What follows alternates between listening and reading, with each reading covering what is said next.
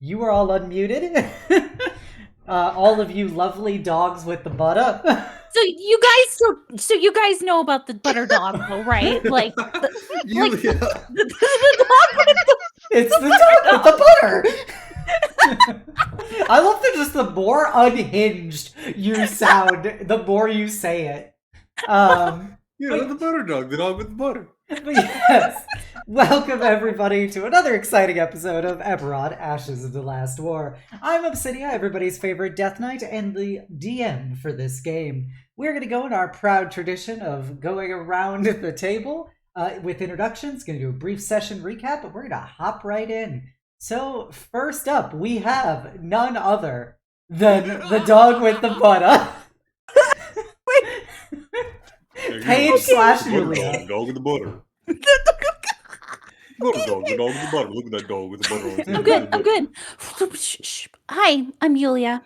I go by Royal Knight BT on Twitch and Twitter. I play Paige, the It's taking every fiber of her being not to say I go by the dog with the butter. I'm just Yeah, I happy think to you're be too here. close to the dog with the butter on the head. Just please don't. I'm good. Okay, I'm good. Stop. All right. Thank you, Yulia. Be sure to check out Yulia, the world famous dog with the butter. Next up, we've got Frackling. I'm not a dog with the butter. I'll just get Zero that right butter out of the way. detected. There could be butter. You know where to put it. Anyway, On your head, obviously. On the obviously. On the dog. Anyways, hello. My name is Lily.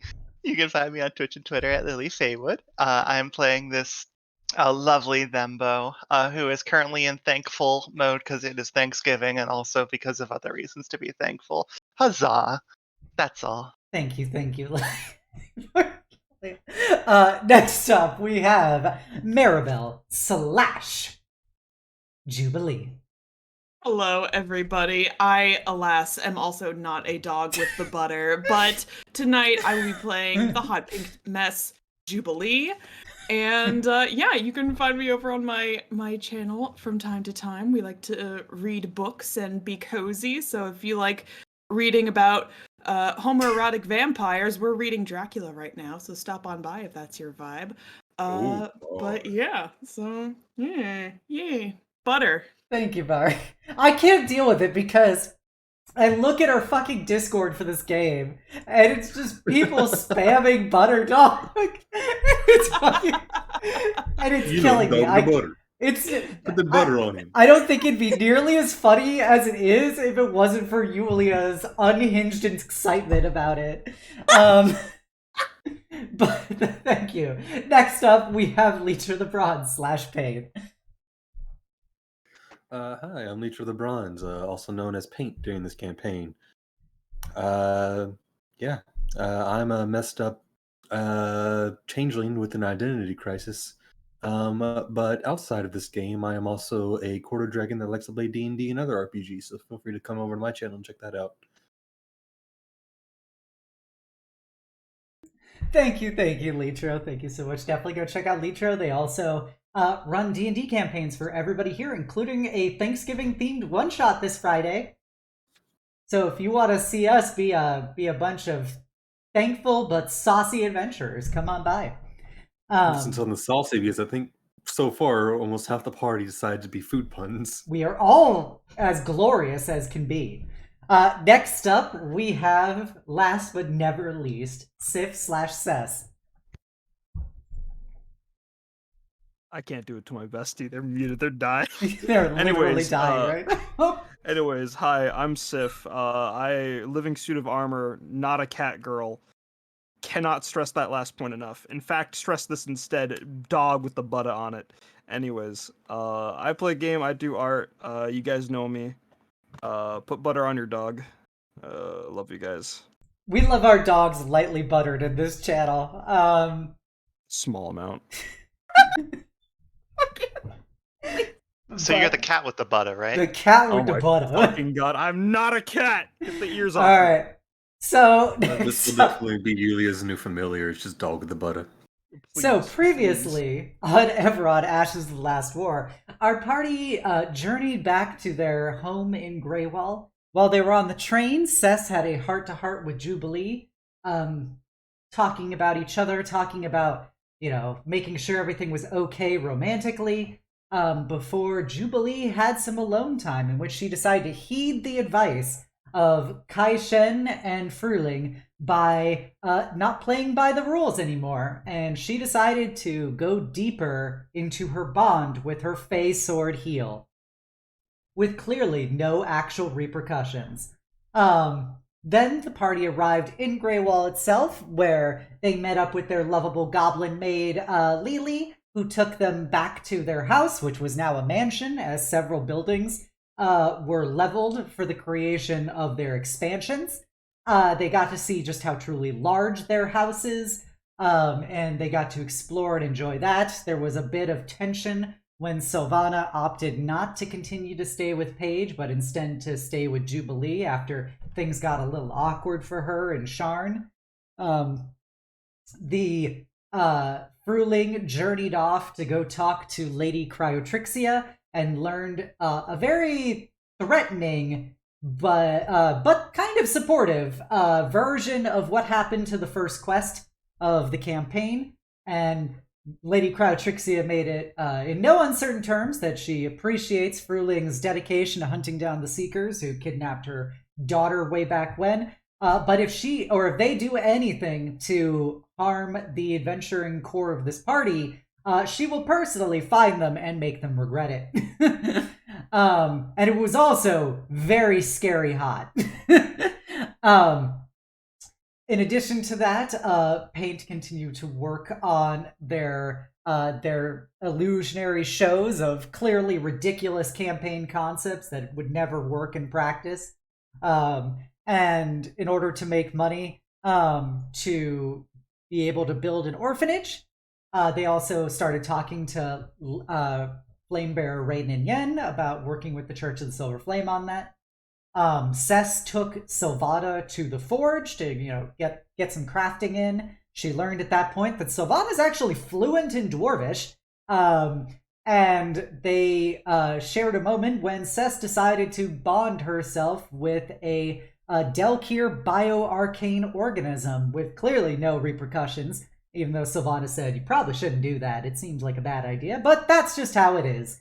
So they bonded over that and talked about artificer creations and potential improvements, and brought up these facts in front of Cess's sister Paige, much to Paige's surprise. And Jubilee had a moment with her sister Magnolia, where Magnolia expressed concern about the changes that were happening to Jubilee, but said that she's her sister and would always support her.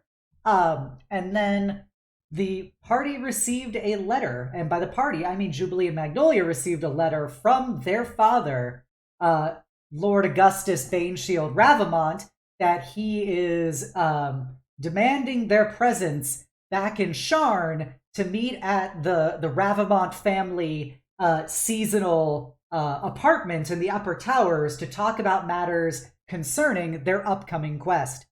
And with that, he dispatched an airship as well to pick them all up. There was a bit of a awkward but kind of sad but kind of heartfelt goodbye between Sylvana and Paige, as the party opted to leave Sylvana behind at the mansion and take Kai Shen instead, the man they just met, just to be clear. Not trying to shame the party. And they boarded the airship to fly back to Sharn. And this was the first time our lovable cats were ever introduced to being in an airship, and they're definitely experiencing the horrors of not being on the ground anymore. And that is where we will pick up next. It's about a half a day's flight from Greywall to Sharn. So I believe Cess specifically said there was something she wanted to do at the beginning of this flight. Yeah. Okay. I'm assuming once the airship is up and everyone's acclimated, you've done that thing where you like blow air out your ears so it doesn't the airplane doesn't hurt as much. I'm assuming we're all sitting in a room together, right, at some point. Yep, yeah, I guess. Anyone got any problems with that? I'm dragging you all into a room to talk in private away from any flight attendants. Perfect. I'm sure this will Alright. go well. If I could have everybody's attention. Juby, wait, is Magnolia here too? Time out. Oh, do you want Magnolia to be here? She's on the flight, but do you want her to be in this talk? Yeah, I want her to be here. She's Alright, part of then the she's family here. now. Yeah. Listen. We are meeting your family, and I know you said not to worry about gifts and nothing, but I would, I would kinda like to know a bit more about them. In addition, Juby, I respect that wielding heal is your decision. At the end of the day, if you think you can handle what comes with it, that's fine. But I don't think I think you should at least hear out people's thoughts because just looking around the room now that I bring up heal, does like Magnolia look perturbed at all?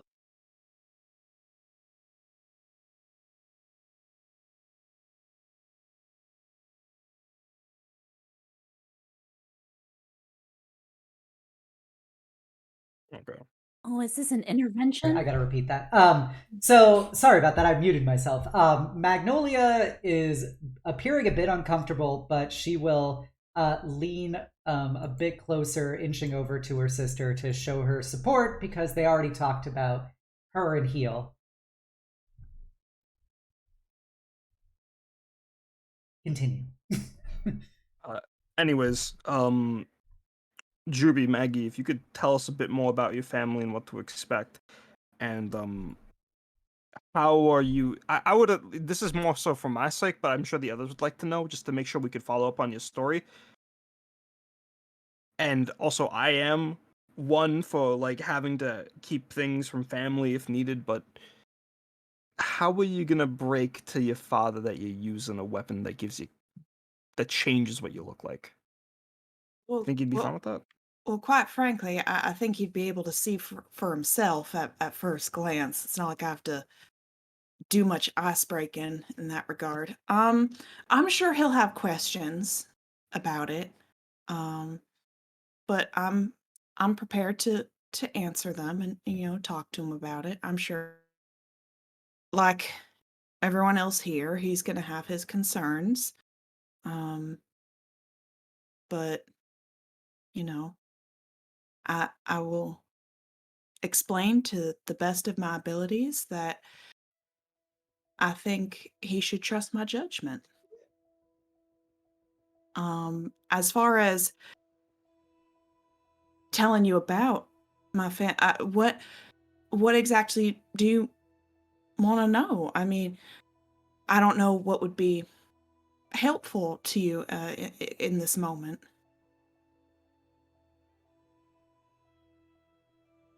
What the? I still don't know what to expect of your dad. I'm assuming that's the big one on my mind. Everyone else, I'm certain we'll get to meet, get to know well. But your dad's also got the job for us. I'm assuming. Wait, out of character, do we know that? I'm so We don't know that. No, he I'm just so wants to sorry. talk. Forgive that. Yeah. Sorry. Yeah. I'm recovering from con weekend. Yeah, All all he good, said all- was yeah. that the talk he wanted to have was concerning the next contract. Okay, well then. Well, I just. I don't know if he is the one who's going to be, giving us the next assignment, or if he's just going to point us in the right direction. My guess, though, his area of expertise is, blood and battle, not to put too fine a point on it. So if he has anything to do with this contract, we're likely going to be fighting something. Or someone. So he values strength versus loyalty or anything else necessarily. Oh, Strength and strategy, and of course there's loyalty and honor in it too, but I mean, money is a pretty good convincing point. Indeed it is. I've got So one of those two things, so I am no longer concerned. As far as I'm concerned, you and your dad, we're gonna be best friends. Unless that's not what you want. That's Well, totally fine. you are welcome to try. I I think I think there are various qualities that he will find admirable in each one of you. I'm not worried about that. but Daddy is a little prickly. A little bit, yes. Not unlike your coach, Cess. So if you're used to dealing with that type of personality, I think you'll be just fine. Should any of us be worried? I don't think anybody should be worried. I would just rather, I'd rather phrase it as, y'all should behave. I can do that. I will be Everyone- on my best behavior. Yes, and I mean we've met some prickly characters. I mean Kai Shen. No offense to him, of course, but I think we do rather well. Be The fine. other thing is that we should all keep in mind, I don't imagine that Daddy knows about Paint's situation, and he's familiar with Cliff and the Deorians. So we're gonna have to keep up appearances, so to speak. Apologies. I feel the need to ask. Paint, Cliff, Deorian? Actually, Paint, if you don't mind yourself, I would appreciate understanding so that way I don't slip up. If Ashen that's will need alright. to know as well. I suppose you are new, so you have not experienced my troubles as everyone else in this group has. Indeed. You see... Oh, I'm sorry, please go ahead. No, it's okay. I was just merely going to say that I assumed that you wanted to go by Paint, but given the changeling nature, I assume that that's a bit more complicated than just I am me in many ways. Paint is my new name, the name that I have chosen for myself. However, before I was Paint, I was Cliff de Orin. And I was like that for a long time, and many in my life still only know me as Cliff de Orin. And I would prefer to tell them about the change at a time that I believe is right. And until that, I would like to keep my new identity a secret. So for now, consider me Cliff de Orin. I understand. I just want you to know that the longer you keep that bottled up, the more it's going to fester a bit. But I understand the need to hide, at least in some ways. Believe me, I know. So does everyone else in this room. Because they've had to face it when it finally boiled over. Speaking of facing things, I know I kind of went over. We all kind of went over the thing that's happening with Heal back at the home. But does anybody need a recap on that, just so we know what for sure what we're dealing with when it comes to Juby? Sorry, I didn't mean to phrase it like that. Would you rather have me answer? Or, I mean, I just want to make sure everyone's on the same page, because I know when Lady Ray was talking about, she was all gloom and doom about it, and yeah, she wasn't too pleased about my decision, but I know she's well, not to sound too rude about it, but she's very set in her ways. That's not likely to change anytime soon. But I know that some of you have, feelings or opinions on the sword, but I would ask that you trust me in this. I know that it seems a little scary to be messing around with fey magic, fey weaponry, but the way that I see it is this is an opportunity. This right here, this is a sword. It's a tool just like any other weapon. And if I can master the use of it, then so much the better. So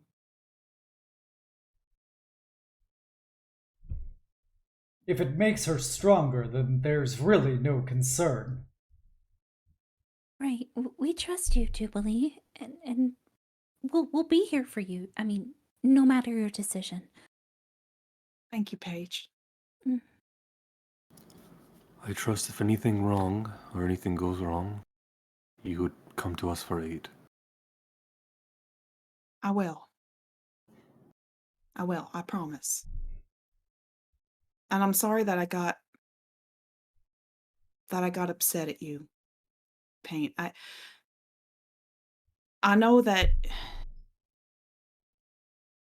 you just don't want to see anyone getting hurt. So I know your heart's in the right place. I should also apologize. I should not beat my opinion over someone's head like a hammer. That was wrong of me. Thank you.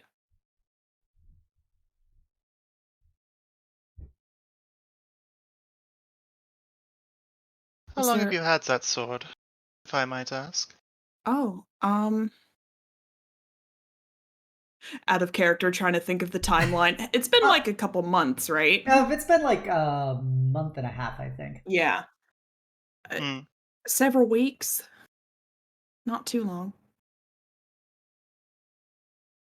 Feeling okay? Yeah, I feel fine. I mean, I just look a little different, but Nothing wrong with looking fey. I think it suits you. thank you, I think. No, I feel okay. And if anything changes, if I suddenly start to feel not okay, I will let you know. 'Cause I don't want y'all to worry about me. I just want you to know, Jubilees, that I would take a minor change in appearance any day for power. Like, it seems that you can feel it with it. Everybody else is correct, so we must be careful. Paint bites their lip at Fru's last comment.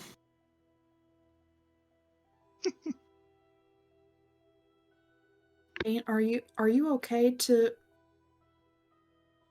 keep acting as I know that's gonna bring up some mixed feelings. I put on this act for 20 years. I can put it back on for a little bit longer. Okay.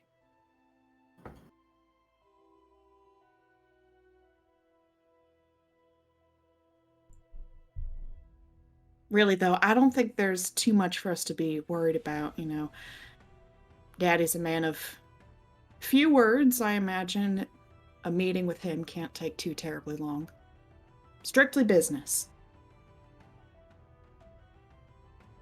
Yeah, you know, Daddy is very to the point. Mm-hmm.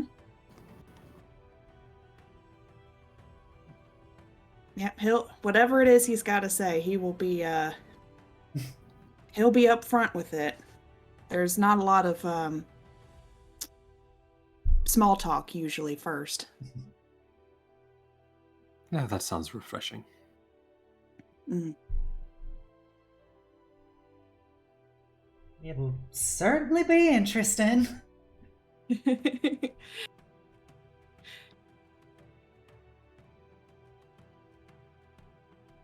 Alright, is there anything else you guys want to say during this talk? Yeah, so long as everyone's happy with it, I'm good. All I know is worst case, if Juby's having trouble with that and she tells us, we'll just beat the crap out of it like we did with paint, you know? That is what we're best at. You're pretty good at it. Mm. This is a strange standard for you all to have. I mean, you were in trouble and we just beat the crap out of you and you're not in trouble, right?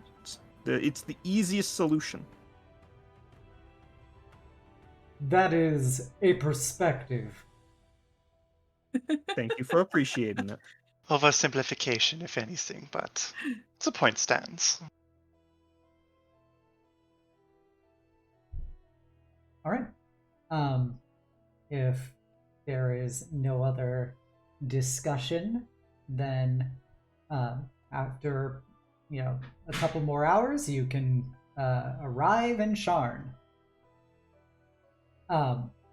Your airship, the Endeavor, you see, of course, long before you actually get to Sharn, you see the great towers rising out of basically the entire landscape around it, scratching against the sky itself. As you see that for the first time, especially for Cess and Paige, you guys aren't going to the middle towers, you're not going to the lower districts. You guys are actually flying into the skyport in the upper towers of the city itself. You see that there's probably about another 6 or so airships currently docked in the skyport itself, along with, you see, basically skiffs. They're smaller airship vessels that operate around the vicinity of the skyport itself for ferrying people and supplies to things in the area. And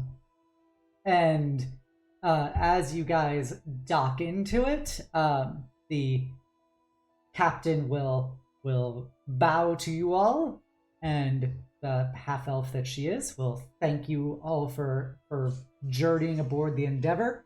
Hopefully it was not a too disturbing experience for some of you. And What about a train? And she looks forward to when she sees you all again. And with that, you guys are in the very upper towers of Sharn. You see this is the nicest, cleanest, prettiest portion of the city that Paige and Cess have ever been in.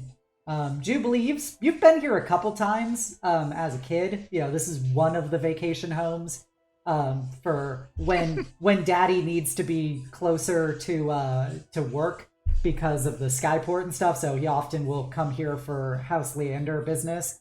But you notice that the streets have actual trees and flowers and plant life growing on them, being magically supported for their growth and appearance. Basically, they're always being prestigitated with water to create this very kind of shifting landscape of colors and shapes on them at all times. There's also just decorative, illusionary creatures around, as well as just very pleasant music playing, and it smells absolutely amazing and fragrant as you walk down the immaculately paved streets. Wait, this is Sharn? Are we sure we're in the right place? Where are the rats? This is a place of transit, right? Where are the rats? No rats here. You folks have never lived a high life, have you? Says looks at you both with a look of disgust. This isn't the Sharn we knew. This isn't the correct Sharn. I think it even smells nice up here. Do they have some sort of perfume in the air? No, I think it's actually the lack of smell that you're smelling. There's no smog. Clean air is one of life's greatest pleasures to breathe in. This is looking around like she's entered the Twilight Zone, looking down at the rest of Sharn like, what the fuck is going on? Oh, I thought y'all were from here. I assumed you'd been to this part at least once, but I guess you never made it up this high. I mean, I may have broken in once or twice, but never long enough to frolic and enjoy the what? sounds and smells. Ugh, that feels wrong, Paige. That's all you should focus on. It's bad. Oh. Mm. Breaking into people's homes can be a good way to experience these kind of things too. I get what you mean. What? Huh? Anyway, is there a particular place we have to meet your father? I imagine at our home here in Sharn is where we'd be meeting him. The letter didn't say otherwise, so if y'all just follow me and Maggie. Yeah, we'll take you straight there. Right. As you go deeper into the streets of Shard, you notice that the guards here are all wearing clean uniforms with shined armor. Their equipment seems better. They give you a kind of nod as you walk down the streets, and a afternoon, sirs and madams, which is especially surreal for Paige and Cess based on their experience with Sharn guards in the past. But eventually you are able to make it to a large set of spires.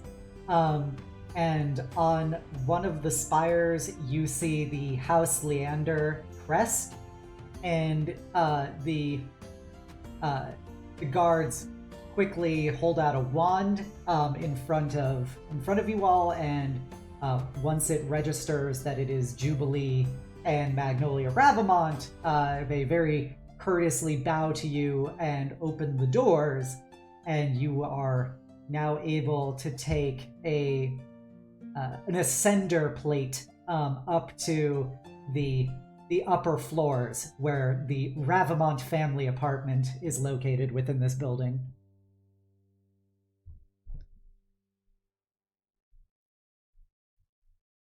Yep, just this way. Watch your step.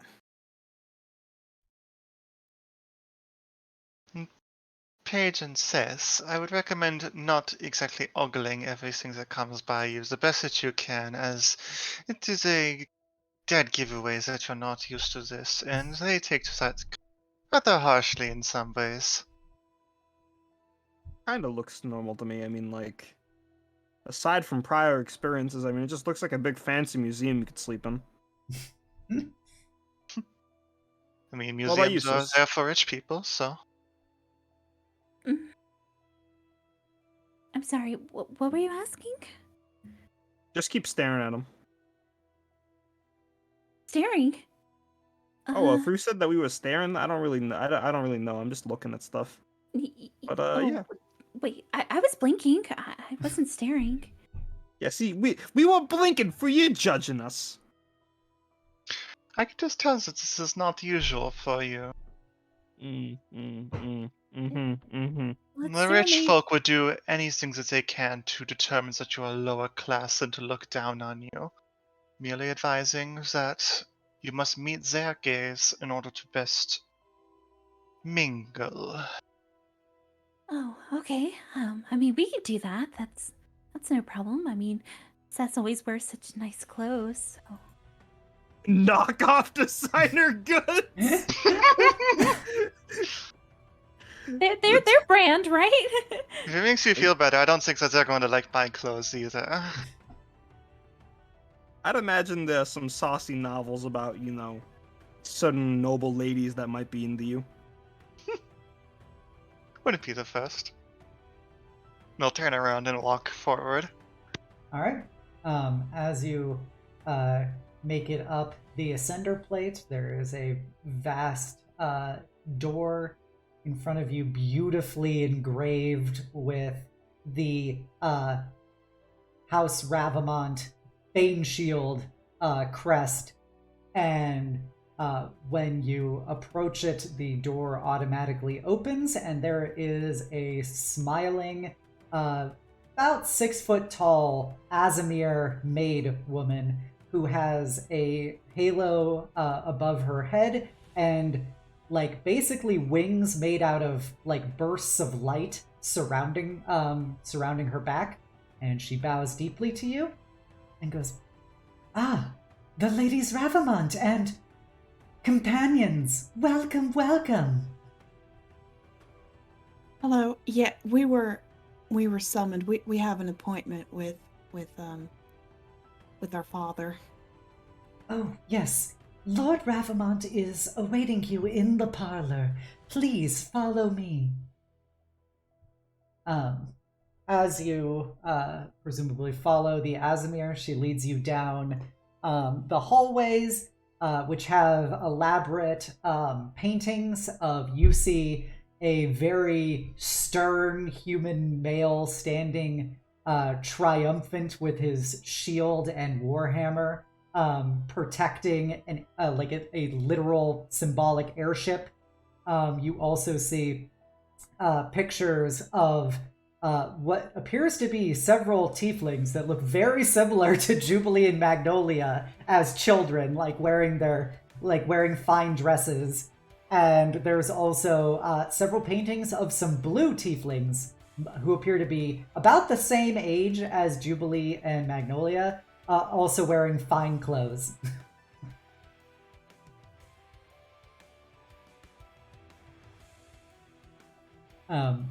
Jubilee's just walking forward, like, eyes to the ground, like, please don't look at my baby pictures. Please don't look at my baby pictures. Paige Is this one here you? Trying hard not to stare. Yep. All Sus is observing. Yeah, that was a family portrait. It's very cute. Thanks. I like what you did with your hair back then. Well, I didn't know quite what to do with it yet, and, so I just kind of... It's a very charming and delightful mess. Well, get my hair out of my face anyway. You also can notice back then, Jubilee's horns are just little nubs. They're just little nubs before they've grown into their full curl and everything. And same thing with the blue tieflings. Their horns are also like little nubs. Paige is glad that it's not her, that she's not the only one with the baby pictures. You also notice that, like, the ground, like, the marble of the floor and everything, in various areas of it, it's actually cracked. And, like, some of the wood panels or columns are also, like, chipped or burned or with gashes and gouges in them, which is very at odds with the opulence that you're seeing.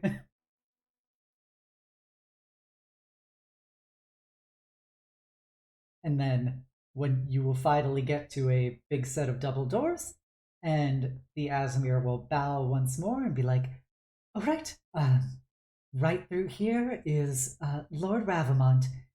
Thank you so much, and it's great to see you again, ladies Ravimont. Thank you very much. Well, everyone ready? Let us Of head course, in. yeah. And Jubilee will open the doors. All right, as you open the doors, there is a profound moment of jazz music stops. You turn to see in the center of the room there is a grand piano, of which a very tall, blue-skinned tiefling, or her horns are like antelope horns, where they're long and straight back, and she is like midway through playing some piano music when she turns her head to look at you guys entering, and she pounds the keys all at once, and you see magical musical notes appear above her head, and suddenly you can't hear anything around you. And with that, Jubilee, Yes? You have a moment of profound Sherlock Holmes as you walk through this door. You, immediately your innate Fey alacrity kicks in, and you see, like, charging towards you is a human man with a warhammer and shield that's crackling with energy as he is about to swing it down on you. And you could have your moment of reverse engineering how to counter him. Oh boy, are you asking me how I want to? Yep.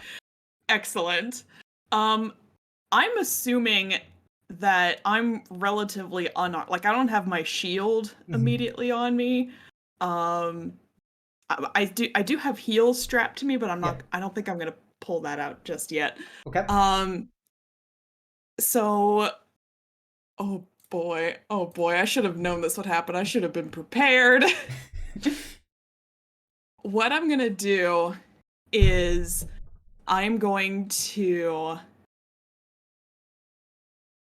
catch the hammer like between my hands as it's coming down, like just above my head. And I am going to Armor of Agathis around myself and my hands, so that way like the ice sort of molds around my hands and thus the Warhammer as well. Okay, and as you do that, you then can immediately side-eye to the left, and you see bearing down on you from above you is a tiefling woman who is blinking through space with two swords coming in at you, one going towards your head and one going towards your leg. I'm going to hop up just like a little bit, so that way the sword that is going through like towards my legs, hop up sort of and land onto the hand that wields it, and then sort of move the hammer that I'm kind of welded to block the other sword as it's coming down. Okay. So yeah, so you and then everybody in the party, you see in a matter of seconds, a warhammer comes down to Jubilee. She catches it, turns to ice, and then proceeds to jump up on top of a sword as she throws the warhammer wielding person into the second sword to block it. And you see a human male like stumble, but then quickly turn it into a ranger roll as the warhammer flies back into his hand. And the tiefling woman, who looks to be an older sister of Jubilee, blinks through space again as a seemingly echo of her appears on the opposite side where the human came from as she ports over there. And you see the blue-skinned tiefling on the piano look very displeased with all of this. And then she snaps her fingers and you guys can all hear again. Oh, it's good to see y'all too. I look over at Jubilee's sister and I'm just like, can you do that too? Free's just smiling really widely, watching this. And with that, you see Magnolia behind you has been pinned to the ground by three blue-skinned tiefling children. Who presumably struck from behind. Oh, look at that. They managed to sneak up on you. Oh, they've gotten so big. Come here. She's gonna scoop them all up into a big hug. Jubilee! This has had her claws out this whole time, and it goes from this like menacing face to this like confused look, like what? Look at you. You've gotten so big and so strong. Look at you. You took down Maggie like it was nothing. I'm so proud of all of you. And she's giving like little forehead kisses to each one of the tiefling kids. Like, oh, Opal, Layla, Everett. Oh, so good to see you all. And the human male will, kind of pep up. He is probably in his late 40s. He's got close-cropped hair. Several scars on his face. He's got a big, immaculately waxed mustache, and he's wearing like very fine, noble like tunic and pants with filigree and the House Ravimont insignia on it, as well as the House Lyrander insignia. And he just starts laughing and he goes, "Oh, Jubilee, it is good to see you back home." And he Daddy rushes over and gives her a hug. The human is probably about Jubilee sized. He's 5'2". The the blue-skinned tiefling woman is about 6'2", now that you see her fully standing in a long flowing gown of sky blue. And then tiefling, what appears to be Jubilee's older sister, maybe like 5 years older than Jubilee, comes up, and now that you have a closer look at her, she very much clashes with everything else you've seen. She is wearing an outfit that is a lot like Shamir from Fire Emblem Three Houses. She's a goth. Complete with the half coat. Her hair is in a short rockabilly style haircut. It's the same color as Jubilee, pulled back in a vibrantly decorated bandana. Her horns have various rings and chains on them. Her ears are pierced in many places. And she's got lots of winding tattoos that you can see like creeping up her hip, going to the kind of crop top that she's wearing under her half jacket. And she's got lots of blades like sheathed along her leather pants. And she is as short and stout as Jubilee is. Her older sister is very tall, very strong, and very shapely, as she kind of has a wicked smile as she sees Jubilee's performance, and she kind of claps. Mama, I didn't think you'd be here. It's good to see you too. Oh, Jubilee, you think I'd miss a situation such as this to see my favorite daughters? And she kind of very much hip-rollingly sashays forward to pick Magnolia up off the ground underneath all of the children. As Jubilee is holding them, and she, does a big bear hug to all 5 of you. Well, please let me introduce you to everybody. And she'll sort of step back from the group hug, press out the wrinkles, and fix her hair real quick. Yeah. So this is the group that me and Maggie have been working with. Rose Gold. So of course we have Cliff here, whom you're already familiar with. We also have the sisters, Paige and Cess, and Fruling here, and Kashin as well, Kashin Jiao, and this is our entourage. Most of it, anyway. Oh, I see you are still traveling around with that Daorian boy. Yes. He's a part of this crew, too. It's oh so very hard to quit me. Well, welcome to our fine home. Lord Augustus Baneshield Ravimont, and this is my lovely wife, Lady Oriana Baneshield Ravimont, says the blue tiefling. Wait, can you say that one more time? My notes! Lady Oriana Baneshield Ravimont. It's all the Oriana. Jubilee, Magnolia, Augustus, and Oriana all have Baneshield Ravimont as their middle last name. Okay, Oriana is her first name. Yes, she is Oriana. And then Jubilee's mom, who just looks to be her older sister, Thank you. kind of blinks behind Cess and Fru and puts an arm around both of your shoulders as she kind of smiles conspiratorially at you. And she goes, "Oh, Jubilee, you travel around with such wonderful company. Lady Euphoria." And then she turns to Fru and makes sure to enunciate into their ear, "Cox."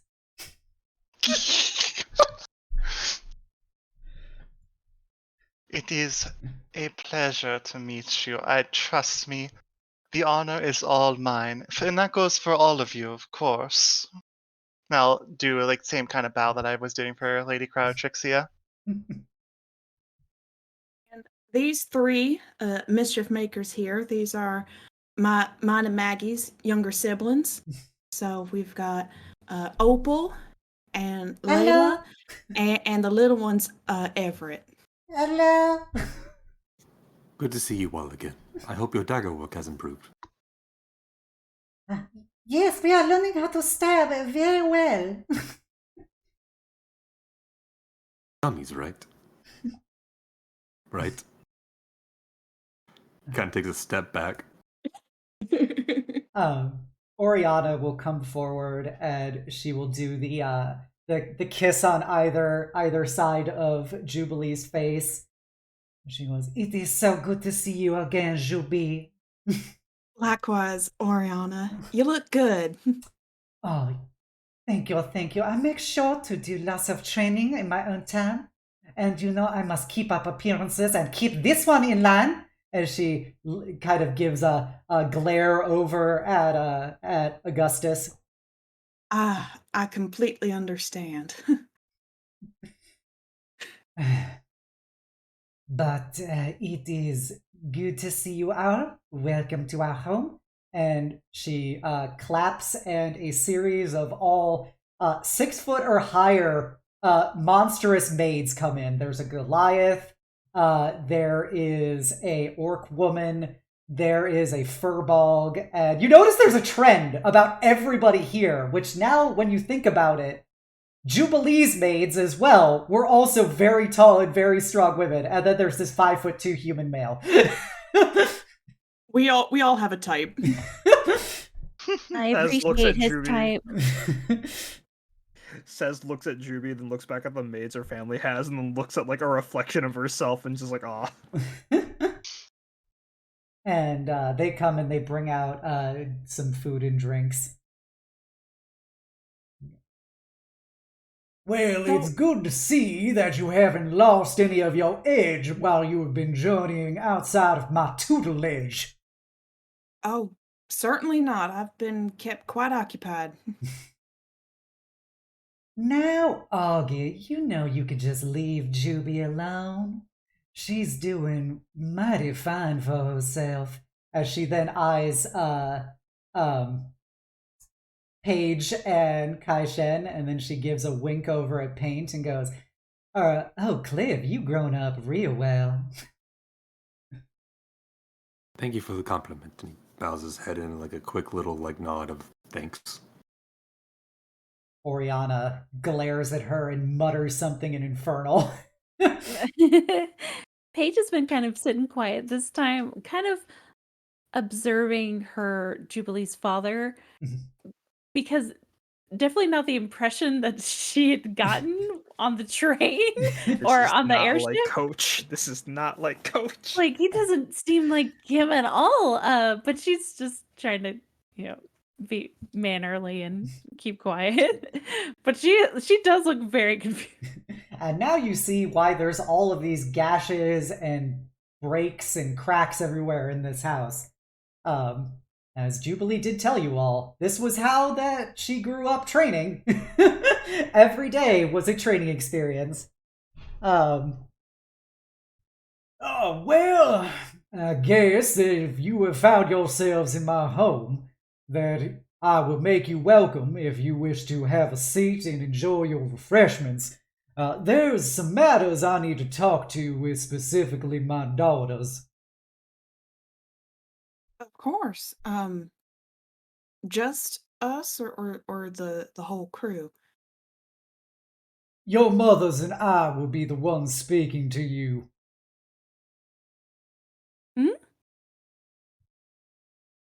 And Euphoria actually gets kind of a serious face. She goes, yeah, Juby, we want to talk to you about something. Well, and she looks you up and down. Well, a couple somethings. I see.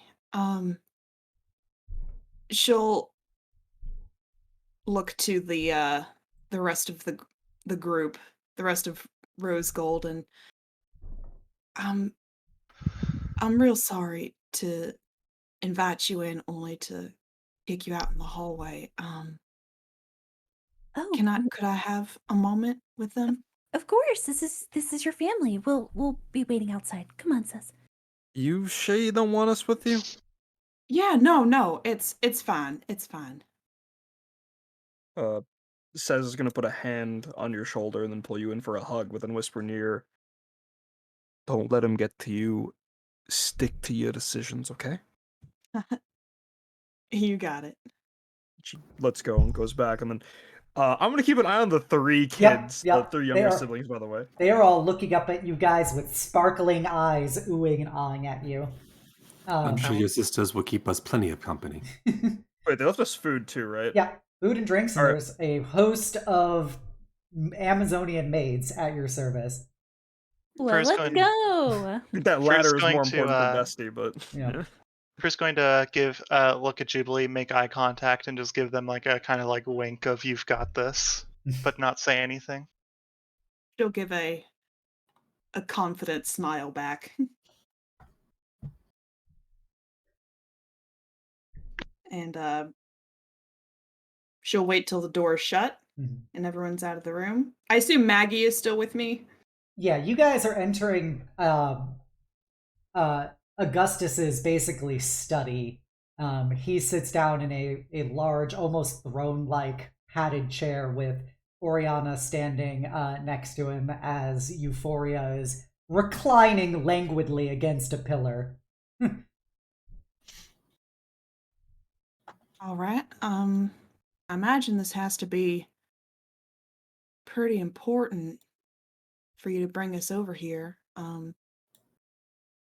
What's going on, Daddy?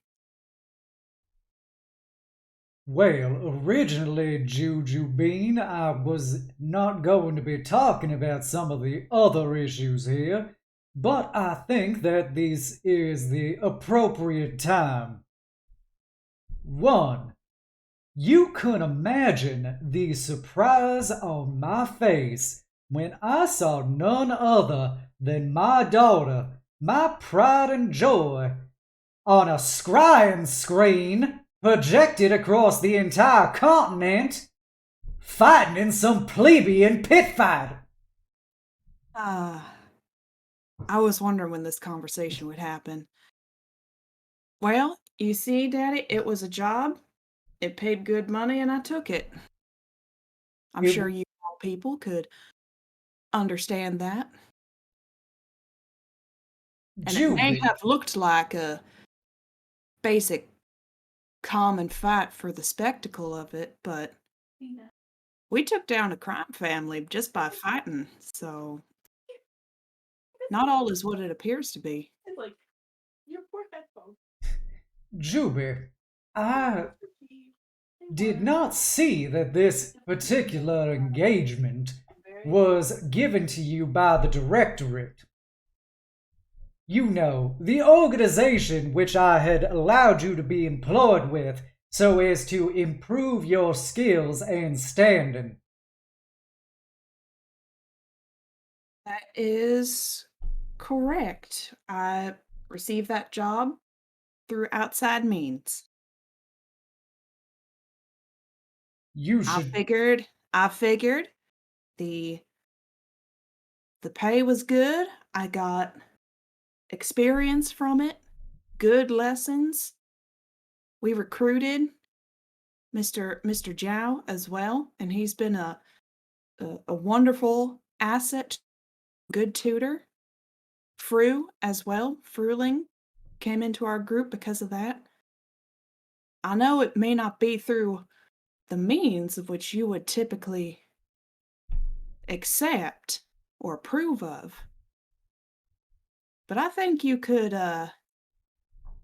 appreciate that a lot of good came out of it. At least you put on good display the skills that I had ensured you would be honed over these years. I do my best, as always. And I, for one, know that it is incredibly good to see that you were victorious. Yeah. Yeah, we were.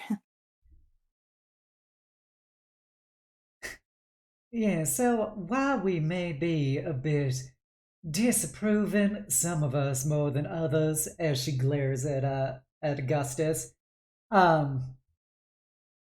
we just happy to see that in the end, it didn't matter who started the fight, but that you ended it.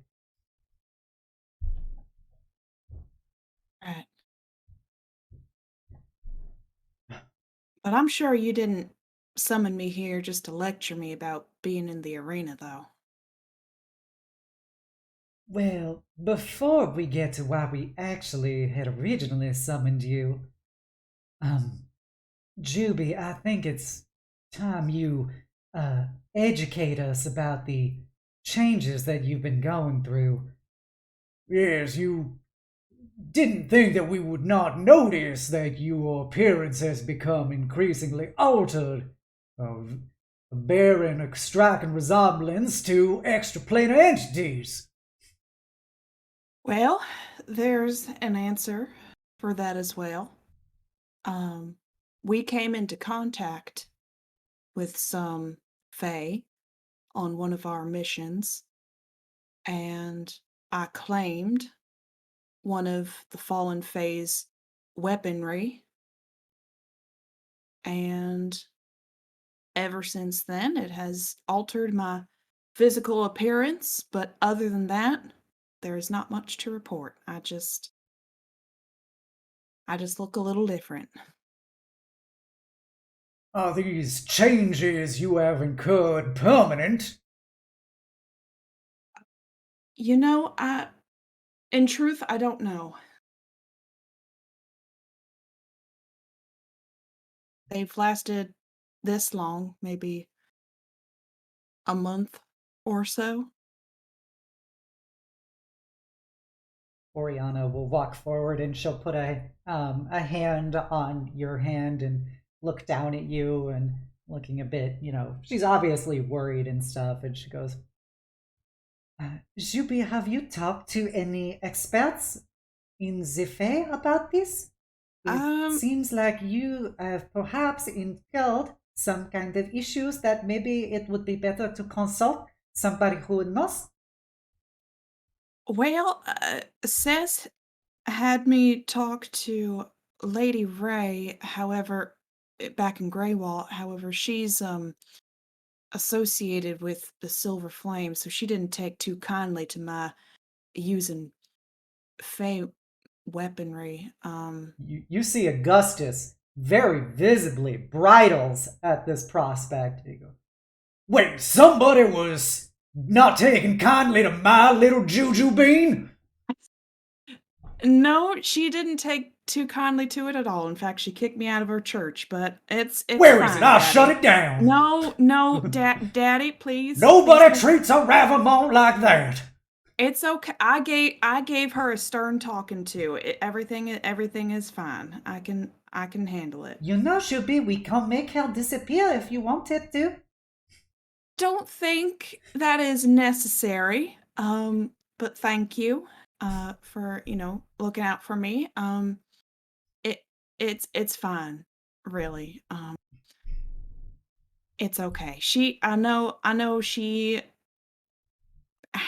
very set in her ways. She's very opinionated. But I don't need everyone to agree with my decision.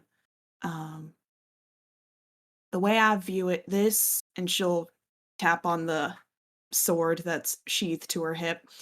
This is a tool just like any other that I've used before and trained with before. It just happens to have a little wonky Fey magic attached to it.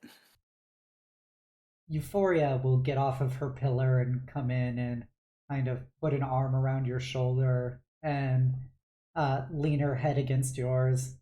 Go, Juby, if you want, we can ensure that you receive all of the assistance and education you need to be able to make an informed decision about this. In what way? Mama, do you know someone I could talk to? Well, we can always look abroad for somebody who has expertise in Fey planar activities.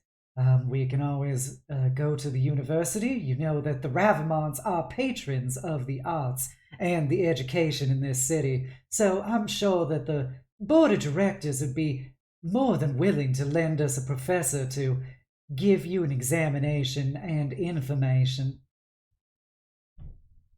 I think that'd be a good idea just to reach out to some of those contacts. I know that some of the people I work with have a lot of anxieties and mixed opinions about Fey magic, so I think talking to an expert might alleviate some of their concerns. That is decided. I will contact Mulgrave immediately, and if they prove to be unwilling, well, then I'm sure that our donations will reflect it. Well, you just have to reach out, Dad, and there's no need for drastic decisions. Just a simple letter will suffice for now. Do not worry, Juby. I shall handle the communications myself, because some of us have more tact than others. Thank you, Oriana. I think that's a good idea. Oh, well, I'm just delighted that you're all right and you seem to have maintained your faculties. But you have to understand, Jubilee, that we are always concerned about you. I know. But I'm okay. Really. We've got a nice house in Greywall.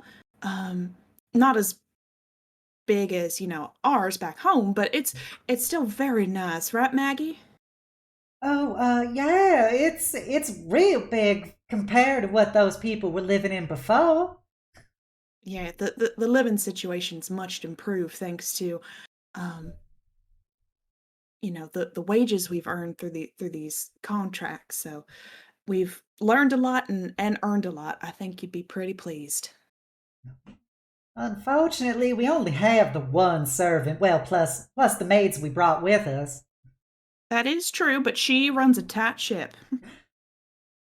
Do you need more servants? I can ensure that you are provided for sufficient ones.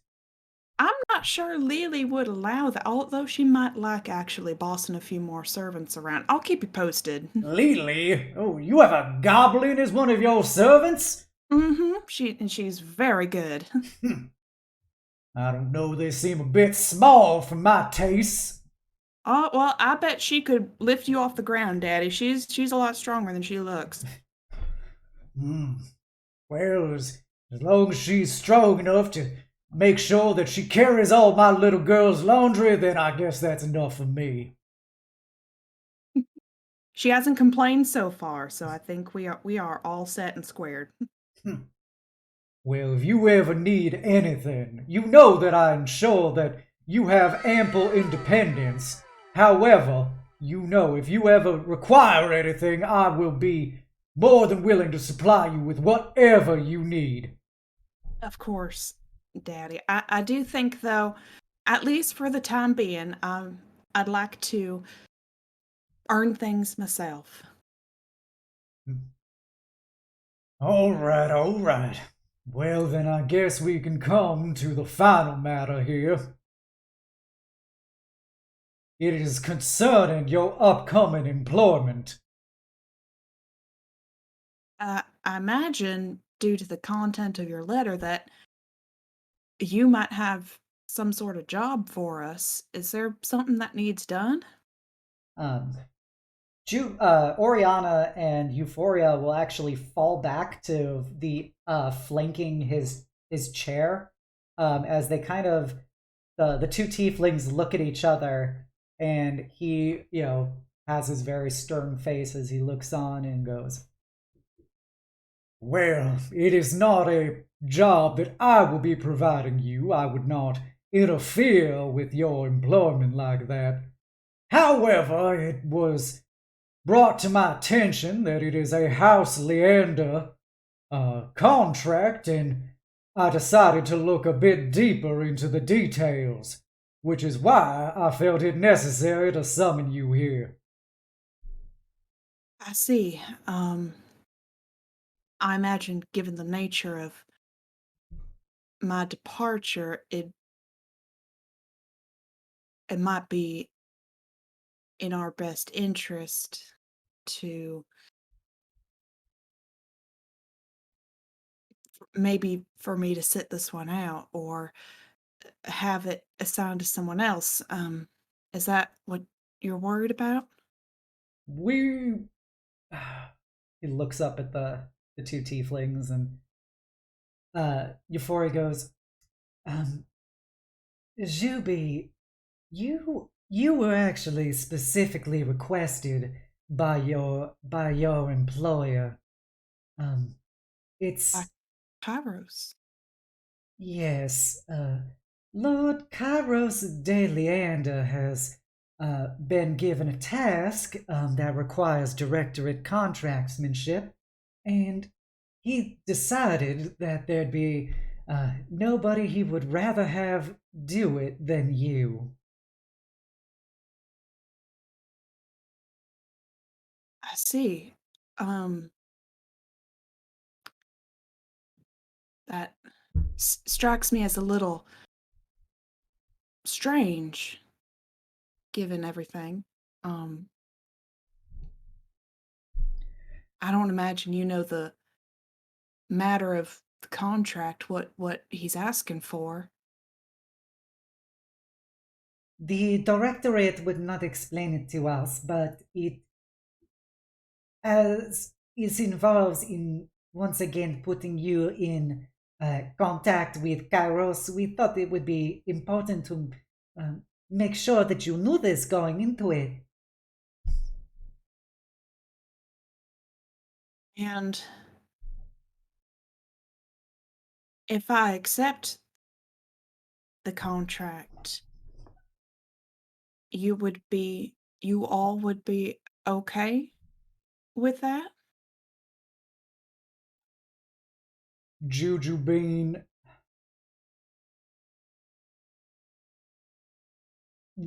you have a problematic relationship with Kairos. By no fault of your own, I might clarify. We didn't tell you about the specifics as to why we felt it necessary to terminate your guardianship of Lord Deander, but we did that in order to ensure that you were not poisoned to potential further employments.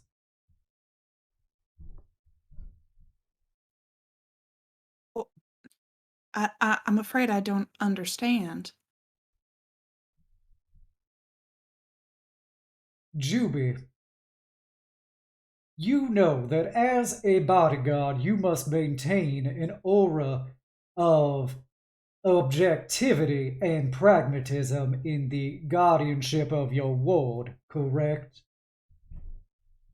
Yes, I understand that. Now, it can be a complicated situation where the ward may find their judgment compromised because of their sentimentalities towards their guardian.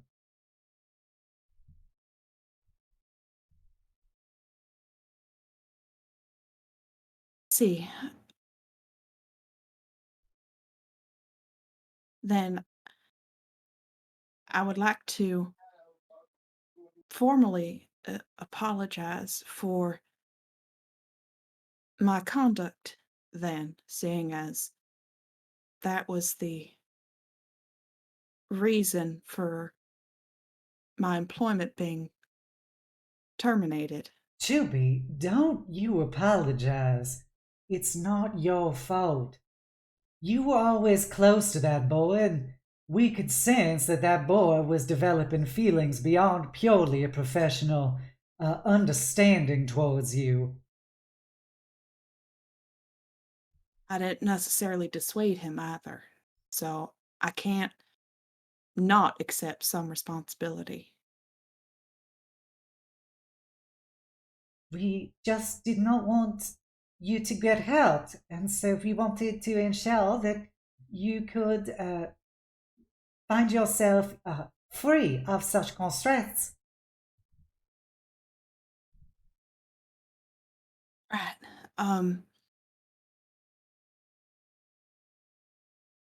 No, you're right. I was losing sight of my position.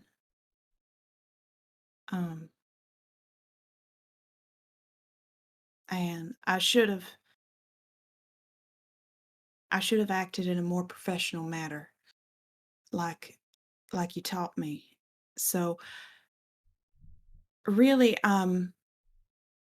in a way, I'm thankful that you made the decision. Um,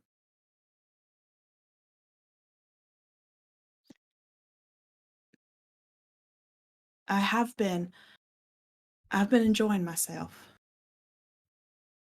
being in Greywall and working with Rose Gold. They're really good people, and I wouldn't have had that opportunity otherwise.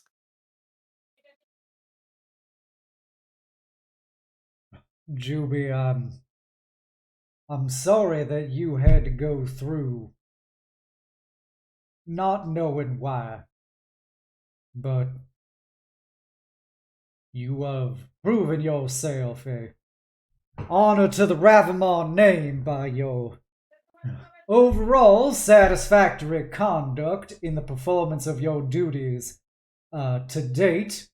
And the Directorate at least seems to rate you and your entourage highly. But we just wanted to make sure going into this that you knew you were going to be in close proximity with direct employment with Kairos again. And we did not want you to walk into that unprepared. Thank you.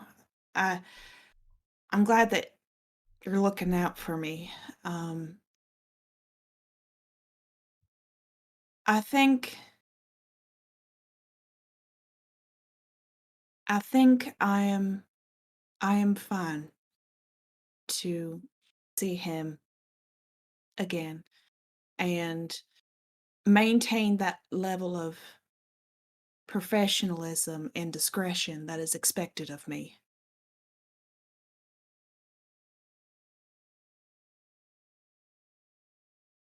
Excellent. With that in mind, do you wish us to ensure that your name continues on for this contract? Yes, but make sure it's not just my name. It's Rose Gold. That's who he's hiring. It's not just me. Your father kind of raises an eyebrow, and you see Euphoria get a big smile, mischievous smile at this. She goes, Augie, I think we may have raised ourselves quite the daughter.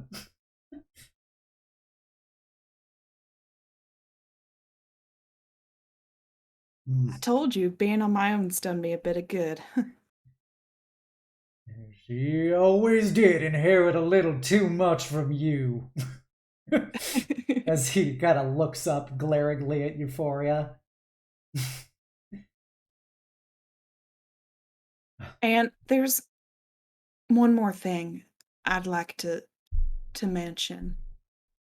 I know that I know that you had some concerns about me and Kairos, and I just I want I don't want my mistakes to affect the success of my sister, of Magnolia.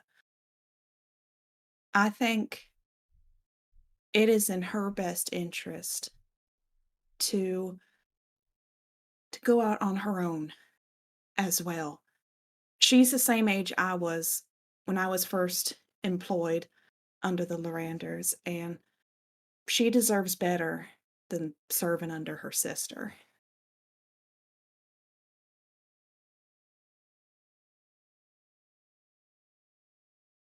Augustus looks at Magnolia, who's very shocked hearing this.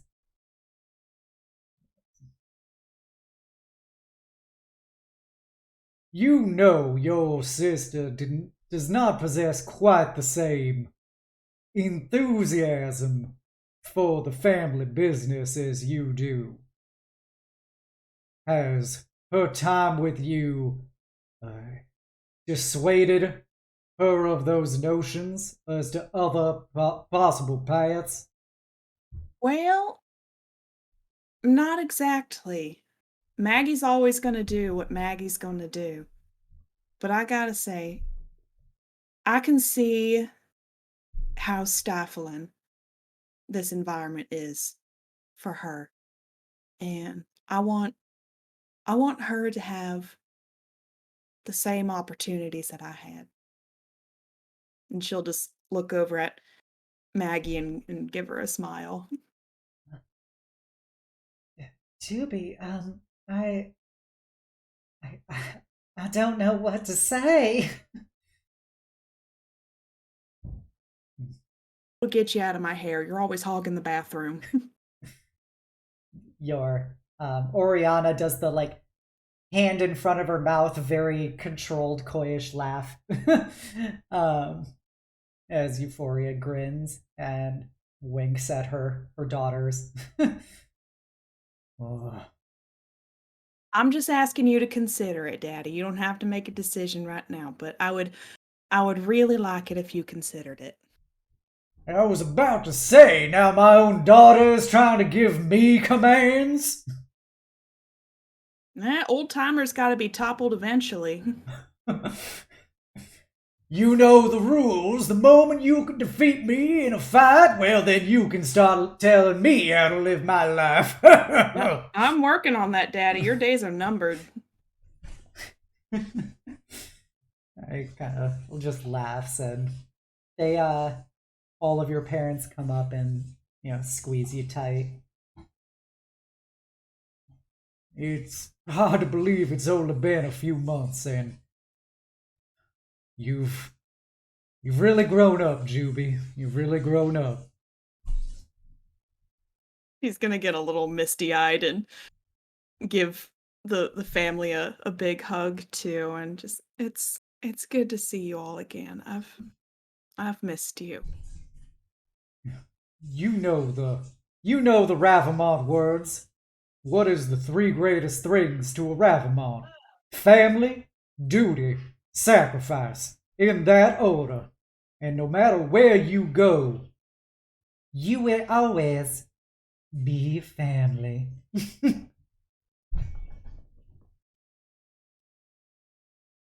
Well, and they all just kind of say at different points. Now Magnolia! And Magnolia kind of bolts upright.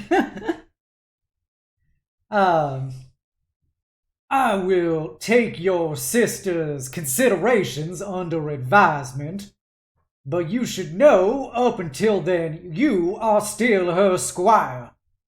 And I expect, the moment she's out on this contract, for you to prove all the things you're supposed to be learning from her.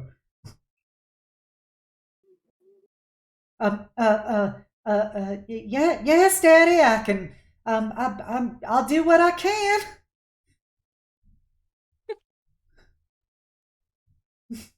We'll get you in tip-top shape, Maggie. Don't you worry. Oriana will go over to her and go, do not worry, Magnolia. You know, if you cannot be a bodyguard, I can always show you how to put your skills into proper use. You are always a very good singer. And she smiles. Yes, Oriana, I'm sure that Sylvan Daddy allows it. That'll be noted. And unless you want to say anything else, Jubilee. I think that was it for now. Yes.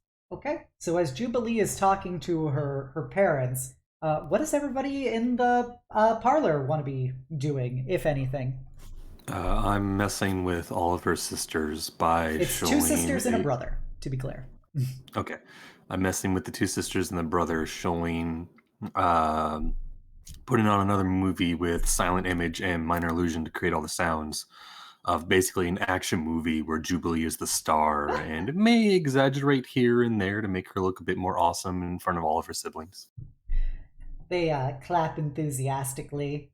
At one point, Everett is gonna walk over to Cess and Paige and be like, he's about 5 years old. He's the youngest child. He goes, your tails are very fluffy. Oh, I don't have a tail, but thank you for appreciating the stub. Oh, do you? Oh, yeah, I forgot you had a stub. But yeah. I mean, it's and That's a not nice bad. tail. It's still a tail. It's still nice. Thank you for that. May Oh. I touch your tail? It looks very soft. My tail. Oh, well, you know, touching a shifter's tail is you know, it's kind of a big deal. Oh, merci. I've never met a shifter. I just thought he looked fluffy. Like he holds up a little like stuffed animal cat. Oh, yes, we're a little bit like that. Well, I mean, it's fine. You can touch my tail if you'd like.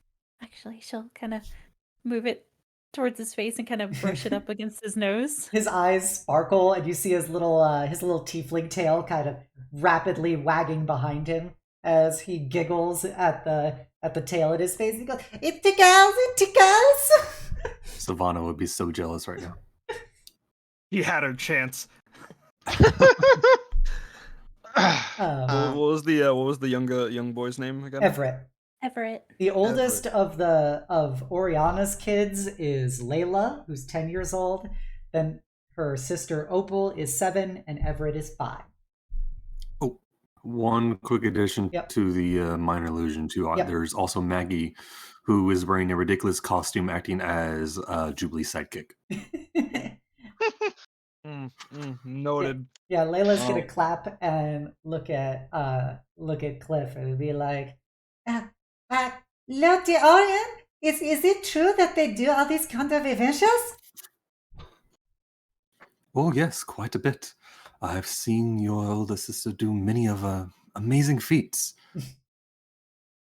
including causing such a fiery explosion to take down an entire warehouse full of villains with just a single wave of her hands. I always knew Jubilee was so good. I bet she protects all of you. Yes, she is quite admirable. I'd Should like definitely look up to her. Was that for? I'd like to kind of go over to Kaishen for a bit. Mm-hmm. And just kind of like, I assume he's keeping to himself as much as possible. He's kind of like just looming in his full armor and stuff, like in a little bit away from you guys, and you notice that he is looking like very intently and kind of sadly at all of the little tieflings. Is this familiar for you?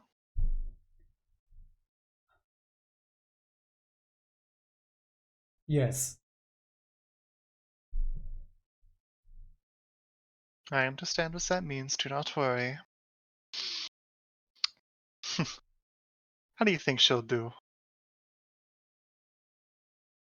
She is a capable warrior, and she seems to have gotten stronger and more confident in herself. I assure that she will have stood her ground when brought to task.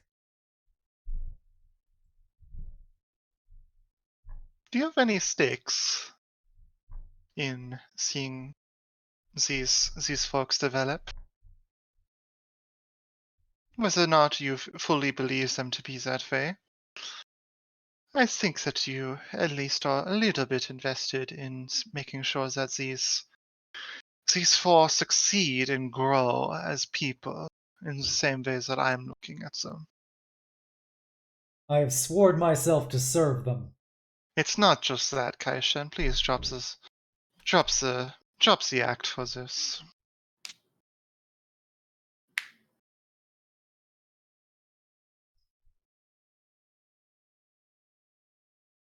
They are young and naive.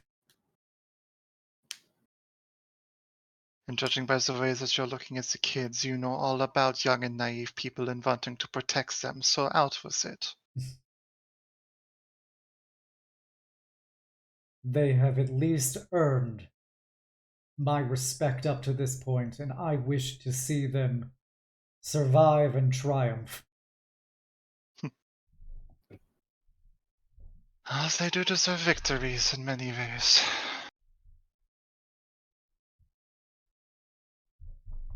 I won't ask for any sort of information that you're not willing to share. But I just want to say, Kaishen, Zhao, they're good steps that you're taking. I know that you do not trust me, as you should, and I know that you do not trust the rest of us. But if you're going to be with a party, there's going to need to be at least a little bit of mutual sharing. And I just want to say, if you want someone more mature to talk to, you know where to find me. I know you miss that. He kind of gives you a side look and goes, "If I feel the need to be talkative, I will note it."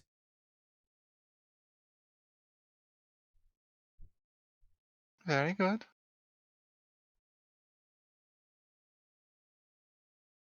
I'll kind of just, in one movement, just kind of, from where I was leaning against a wall, just kind of get up and just kind of walk back over and just kind of just take an advantage point from the other side of the room to watch the whole scene that's playing out. Okay. Cliff is again trying to talk to the young siblings to see if he can find any dirt on both Jubilee and Maggie. Wait, who's talking to the young sibling? Well, he's pretending to be Cliff.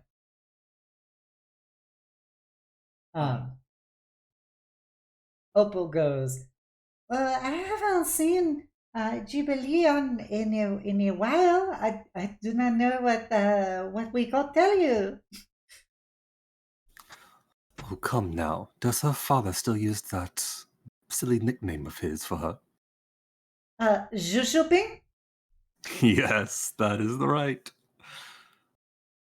You know, I believe she actually quite loves that nickname. We should all start just calling her that from now on.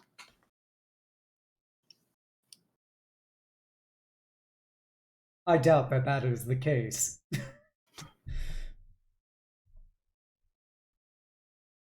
This is no way you would ever get Kaishen to call someone Jujubee, and let's be honest. It is a pretty cute nickname, though. Yeah, I'm partial to Cherry Bomb. Anyways, if I could have a second, Lil Everett. Lil Ev. Can I call you Yes? that? Okay. you and your sisters right there, yeah. You snuck on Maggie pretty good. Do you guys? And you also doing some dagger work. Are you guys, trying to be stealthy, trying to be sneaky? Of course, that is what every Ravimont must do. So you guys train, right? Like there's little hidden passageways throughout this building for you guys to practice being sneaky. He pulls out a little wooden knife from underneath, like his tunic. Which one of you do you think is the most sneaky? I stumble a bit, and so I'm working on my steps. But Magnolia used to be the sneakiest of us all. Do you all wish to pull a small prank on your sisters when they get back? Looks very horrified at the prospect. It would be good combat training. Miss Seth? Yes. Do you have a full name? It's just Sess. It's just this. I never met somebody who only had a short name like that. Well, you'll meet plenty more when you start exploring. Lots of people find it easier that way. Anyways, I was asking, you guys practice being stealthy, right? You know the ins and outs of this house pretty well, you'd say? But of course. How do you sneak around? Is there any hidden passageways? Are you guys just really good at hiding in corners out of sight? Yeah. He gestures for you to lean in down to him. Alright, I lean in. He whispers in your ear after he looks left and right, and he goes, "It is a trade secret." He giggles and will run away. I'll teach you a trade secret of mine if you. You got okay. I look at what was it? It was Opal who was 7, and who was the one that was 10? Layla. Layla is the Layla. eldest. I look at She has the Opal longest and, horns out of the 3. I look at Opal and Layla and go, "How about you try that ambush on Jubilee one more time? But this time, we make it a bit harder for her. See if she can't once again win against you." They perk up. Yeah. Let's try it one more time, but this time, I hold out both my fingers and touch them both in the forehead, and they both turn invisible. Okay. You hear childlike giggling and scampering around invisibly. Well, Jubilee did ask us to be on our best behavior. Are you sure this is okay? I assure you, this is Cliff at his best behavior. All right. I just don't want us getting in trouble. Around that time. Yes, Sess. Yeah, if I could do one more thing. Okay. The room that Juby and her parents walked into, is that visible? No, it's they close the doors behind them. Yeah, but like the door is in this room. room. The doors are visible. They're in front of you. They're connected to the parlor. Okay, and we're in a room full of maids, right? Yes. Alright, then forget it. I'm just gonna walk over the door and eavesdrop. That's on me. If I can add just one small extra thing, Okay. as the scene kind of goes on, Fru's normally resting smile has been slowly fading a little bit. That's all I'm gonna do. All I'm gonna add. Spicy. Hey, yo. Hey, yo. Potential trauma. Tasty. Kind of fruity. Because it's fruit. Got him. Boo. Boo. I don't want to hear that from Butter Dog. The dog with the butter. New familiar, coming soon. And around that time, the doors will open, and Jubilee will step out with Magnolia and their parents. And Jubilee, make a perception check with disadvantage. Oh boy. Good luck. Oh, 15. Not Ooh. bad. Ooh, spicy. Even with being invisible, you hear the pitter patter of little feet coming from either side of you as two presumably different figures are pouncing at you at once. What do you do? She'll let it happen, because I think by the sound and weight of these footsteps, she can make an educated guess as to who those footsteps belong to. So she's gonna let them like tackle her, and she will make a big show out of it, like, oh no, oh, you got me, I'm going down. So, Please, you're too strong. yeah, you see the two children materialize as they're stabbing their wooden daggers into your clothes and No, giggling. please, I surrender. Mercy, mercy. Augustus looks at Cliff and just glares at him. Gives a big grinning smile. It's like, what? It's more combat training. Euphoria will say, by the way, did Juby ever tell you the reason why we all call it Juby? Oh, Mama, please. No, But no, they don't I'd need to hear this assumed story. It was just a shorter version of her real name? Oh, gather round, gather No, round. no, Mama, Is please. it better than Jugu Bean? We just talked about Augustus will maintaining a walk over. professional rapport. That is not a name you may use, Lord Orion, for my daughter. So I can use it? I don't even know who you are. damn. Oh, you can regret that. Oh, Nah. don't worry. Me and her have plenty of names we call each other behind closed doors. I'm, pardon? Pardon? She is glaring Augustus daggers is right turning now. red. He is turning red as his coat is seemingly straining to keep his veins in. He's I turn invisible. What? Dad, don't get all riled up. You know how Cliff dip. is. What are you doing with that boy? I'm doing nothing. After what I just told you, do you really think I'm gonna go off gallivanting with Pinky? Come on now. That's my name for it. I would assume my daughter would have better taste than to go with some does. Dorian. Daddy, please. You I'm know still here. I you- just can't be seen. You know how Cliff likes to antagonize people. Please do not fall for it. And I'm astounded that you continue to consult yourself with him. Yeah, She secretly loves well, it. contracts bring all kinds of people together. You know that too, Daddy. I got my eyes on you, Dorian.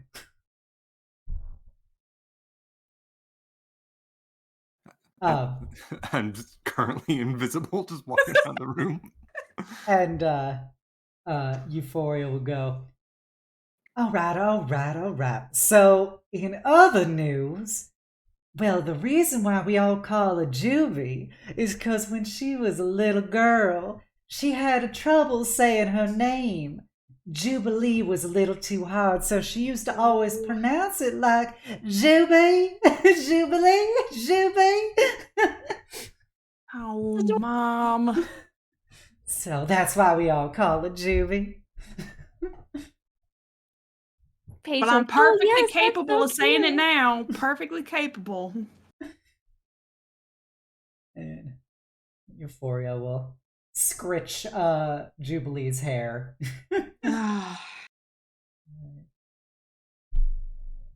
Well, thank you all for waiting so patiently. I'm sorry to have kept you out here for so long, but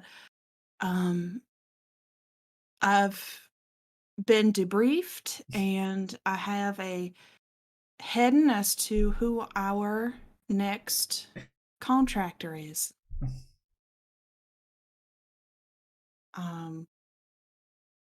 it sounds like we have a potential job with the Lyranders.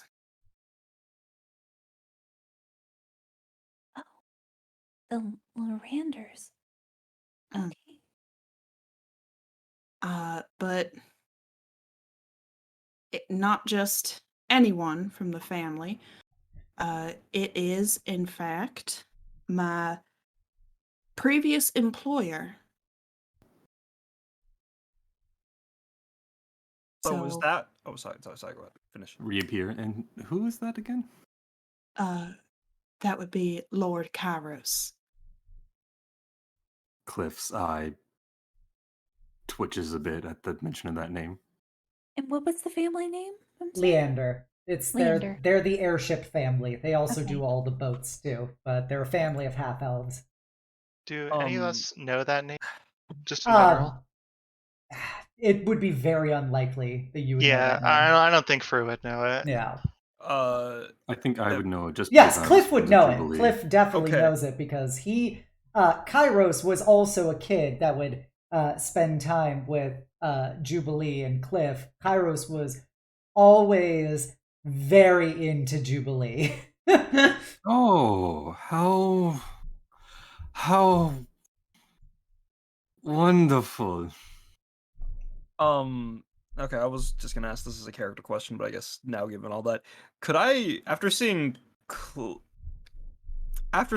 Pinky, that's the name neutral name, Yeah. act that way, could I get an insight check of the room real quick? Okay. At the mention of Kairos' name? I don't know. I was gonna ask a thing, but I kept getting interrupted, so this is Yeah. what's happening now, I guess. Oh, I'm sorry. That's It's partially cool. my It's cool. fault. It's cool. No. The, Is it fine if I roll insight? Or yeah, should I you wait? can. That's a 3. Yep. They Ooh. appear to be utterly unfazed at the mention of the name. Okay. I think this is like a tradition of you rolling like a 3 whenever you try to insight. It's tradition for me to roll below a 5 in general. Well, yeah, that's true. Never Oh. play a gunslinger. I will. I'll make it your problem. Yeah, so with that, Oriana will gesture for all of her children to return to her. She goes, all right, your contract will likely be awaiting once you leave the apartment. So, children, be sure to hug your sister and wish her luck on her next endeavor. And Ruby's gonna hold out her arms outstretched, let them come in, lift all 3 of them up at the same time in this big ol' hug. they giggle profusely and, just squeeze you very tight. All right, now y'all behave. Listen to your mom and occasionally your dad, okay? Jubilee! Aren't you forgetting to hug someone? As he looks over at Maggie. Oh, they're gonna have more time with Magnolia, don't worry. As he basically extends his arm up to be on her shoulder since he's 5'2" and she's 5'8". And grips her shoulder, and you see her kind of straight a smile and be like, be sure to come back soon, Jubilee. I think you can handle it, Maggie. We have a lot of training to catch up on. And Well, I guess we'll see ourselves out then. It was good. It was really good to see all of you. Actually, I was wondering if I could talk to your parents, more specifically your blood mom, but I'd like the other 2 present as well. Oh, yeah, of course. Sorry, Should I'm we just a leave the curious room, gal. or- Oh no, Paint, stay with me just in case. Cliff? Cliff? Fuck, out of character I would mean to say Cliff. I'm so sorry. okay, It's all the time you it's failing finally now. get used to saying Paint, and now you have to call them Cliff. It's like, oh hey, call me by this name now, and I finally get it just doing it. Oh, you can go back to calling me the old name. And I'm like, what the fuck? Euphoria kind of perks up a well-manicured eyebrow and goes, "Oh, sis, was it? You know, if you just wanted some one-on-one with me, you just had to ask." This just looks back at the party with like the most help me look she's ever had. Ears down. Jubilee will literally just shrug. This is normal. Fruit will kind of like quote coyly unquote. smile and just be like, and just say to them, Quote unquote. "This is my Cliff world, will, but just walk out." quote unquote Cliff will look at Sess and give like a warning, like, be careful look. Wait, are you not staying? Are you going? No, but it's Sess- like a look of warning. Okay, just making sure. Augustus and Oriana will be standing a bit back with Magnolia, and Euphoria will continue to hip-rollingly sashay up to you as she looks down at you, and she goes, "Well, I'm waiting." Okay. I'm sorry, ma'am. You're very attractive and you're very close, so give me a second to focus on the important thing I wanted to talk to you about. Listen. I may be stupid, but I ain't dumb. And I'm pretty sure you guys can tell that we're more than just an adventuring party. We kind of care for each other, and we actively care for Juby. I'm just trying to rack it in my head that this I mean, I'm assuming you elephant in the room, you talked to her about that. I'm assuming that. If not, y'all got some pretty bad eyes, but I'm assuming you saw. But my point of curiosity is you guys wanted to talk to Juby about this job, yeah? The parents in the room kind of stiffen, and Euphoria's kind of flirting laxness tightens up. "Yes, we had some conversations with our daughter." Now, oh my god, this is out of character. I'm sorry, this talking in my head says is pulling a Columbo right now.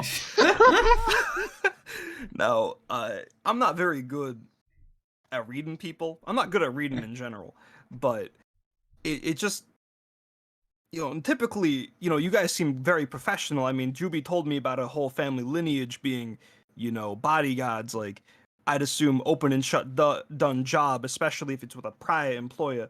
But for it to require talking to you guys, I'm sorry, I'm just a curious little cat. You know what they say. But if you think there's anything that we should know, and I'm just saying we want to look out for Juby. If you don't want to say anything, that's fine, and I promise you, regardless, we're gonna do our best regarding that. But I'm not gonna let her go into harm's way by herself. Or anyone in this group, for that matter. "We trust our daughter."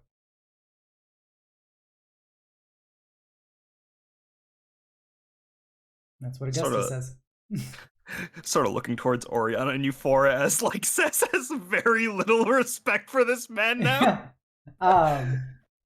Oriana just kind of stands with her hand on Augustus's shoulder and says, "We trust our daughter completely. She will do what is best for her."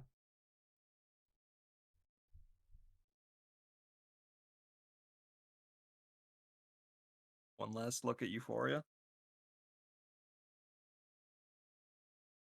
Euphoria kind of puts her hands across her chest and looks down at you and goes, "We always have our daughter's best interest in mind. I'm sure that your parents are just the same way with you. And I'm sure they trust you to make the right decisions."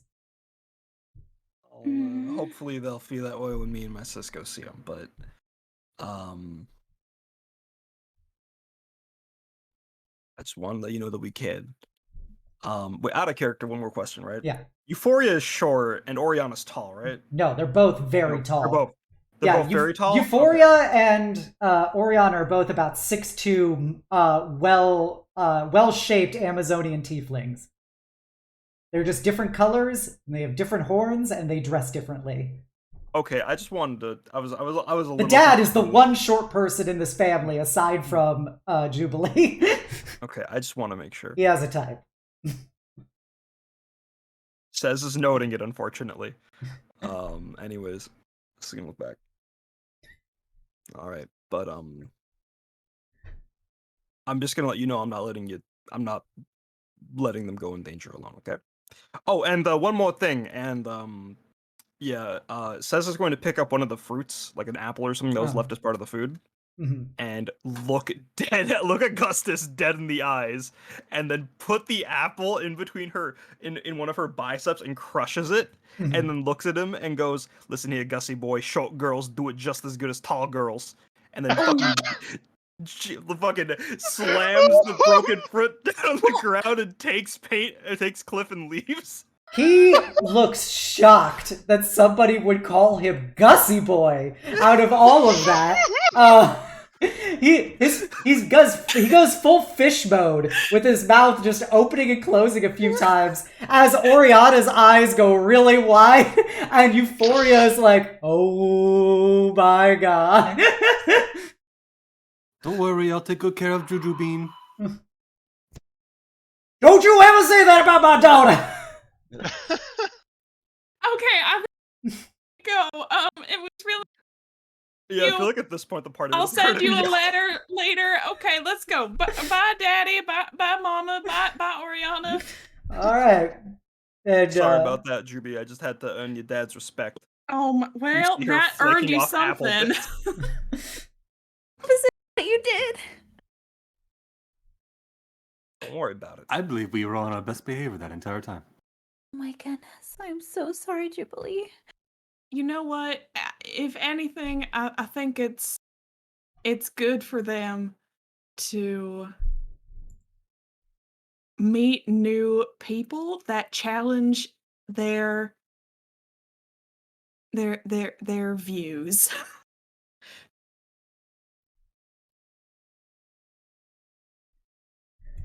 And says, whatever impression you left, you certainly made an impression.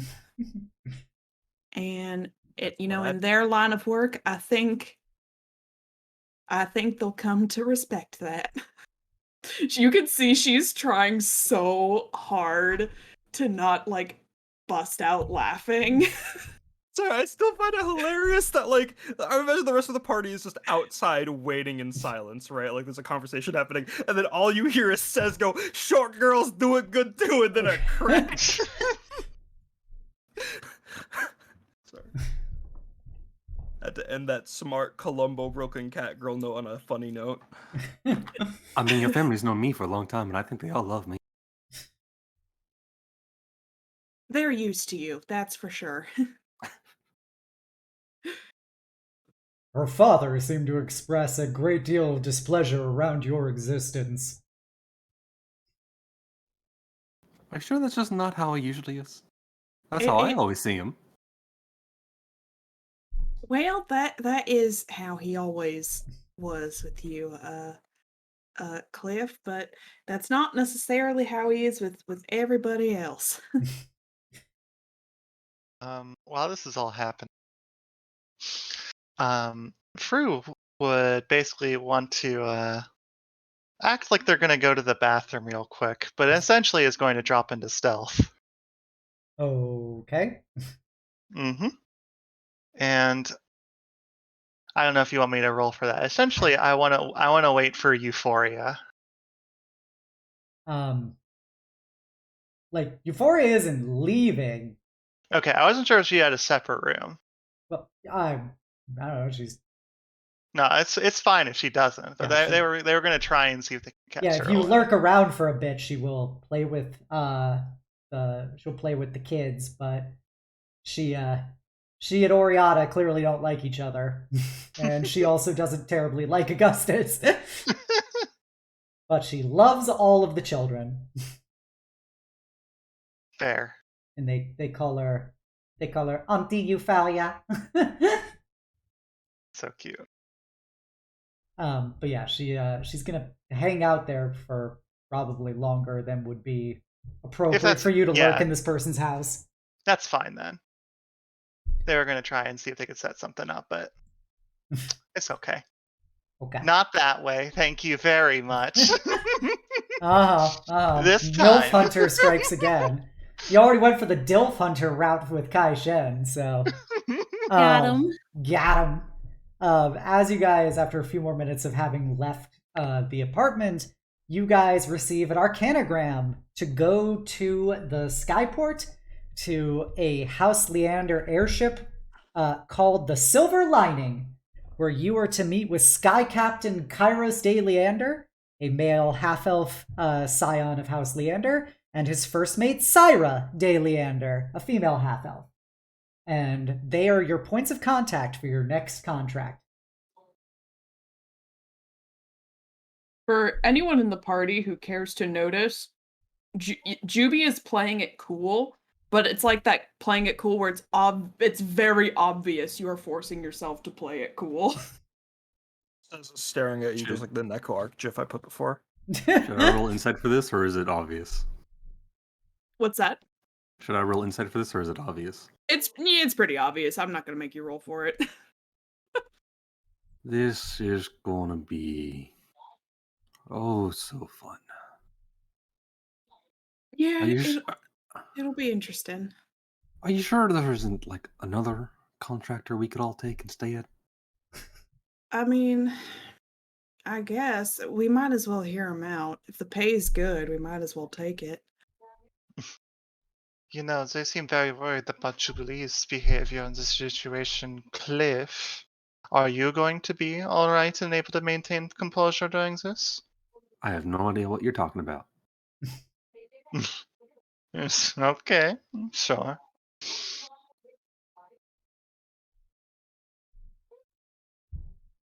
Shall we find this vessel? Yes, let's get down to business. Fight the Huns. See what he see what he wants.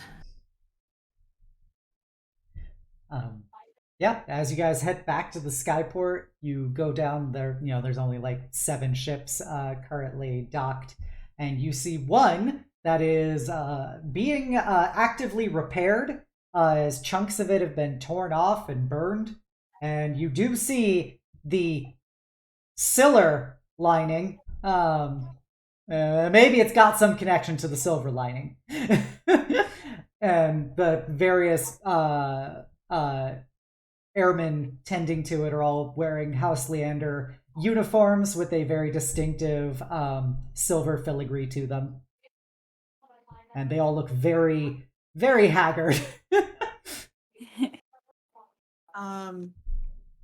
Jubilee will approach, and whoever looks to be in the highest authority make an inquiry as to where Lord Kairos might be.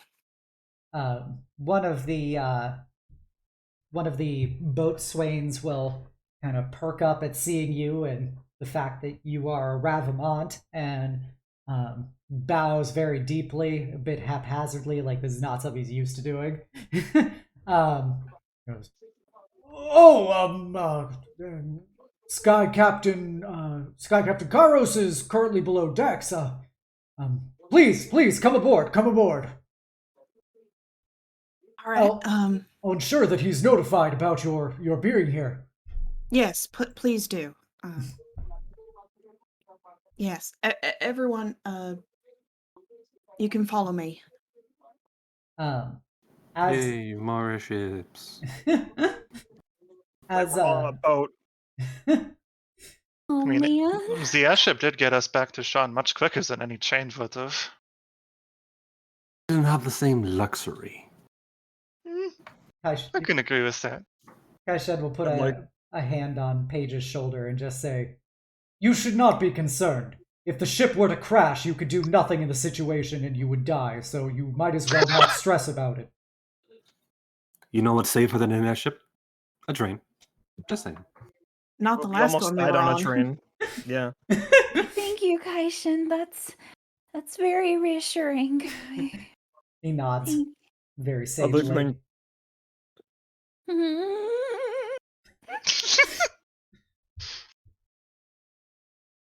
than Cradles herself and walks in.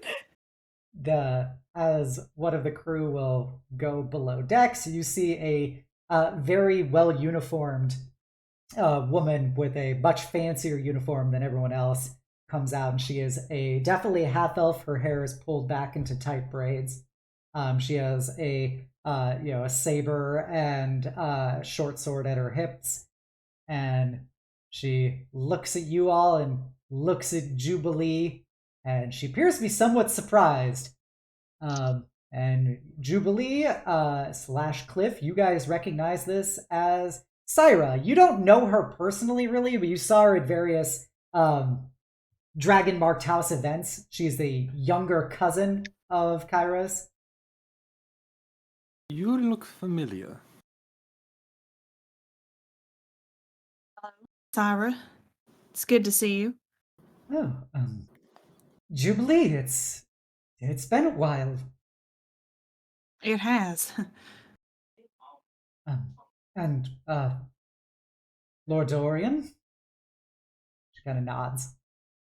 Because she's of equal status, so she's not going to bow or anything. Now you gotta be a bit more relaxed, at least. I'm surprised that his request actually went through. I didn't think that was going to happen. Yes.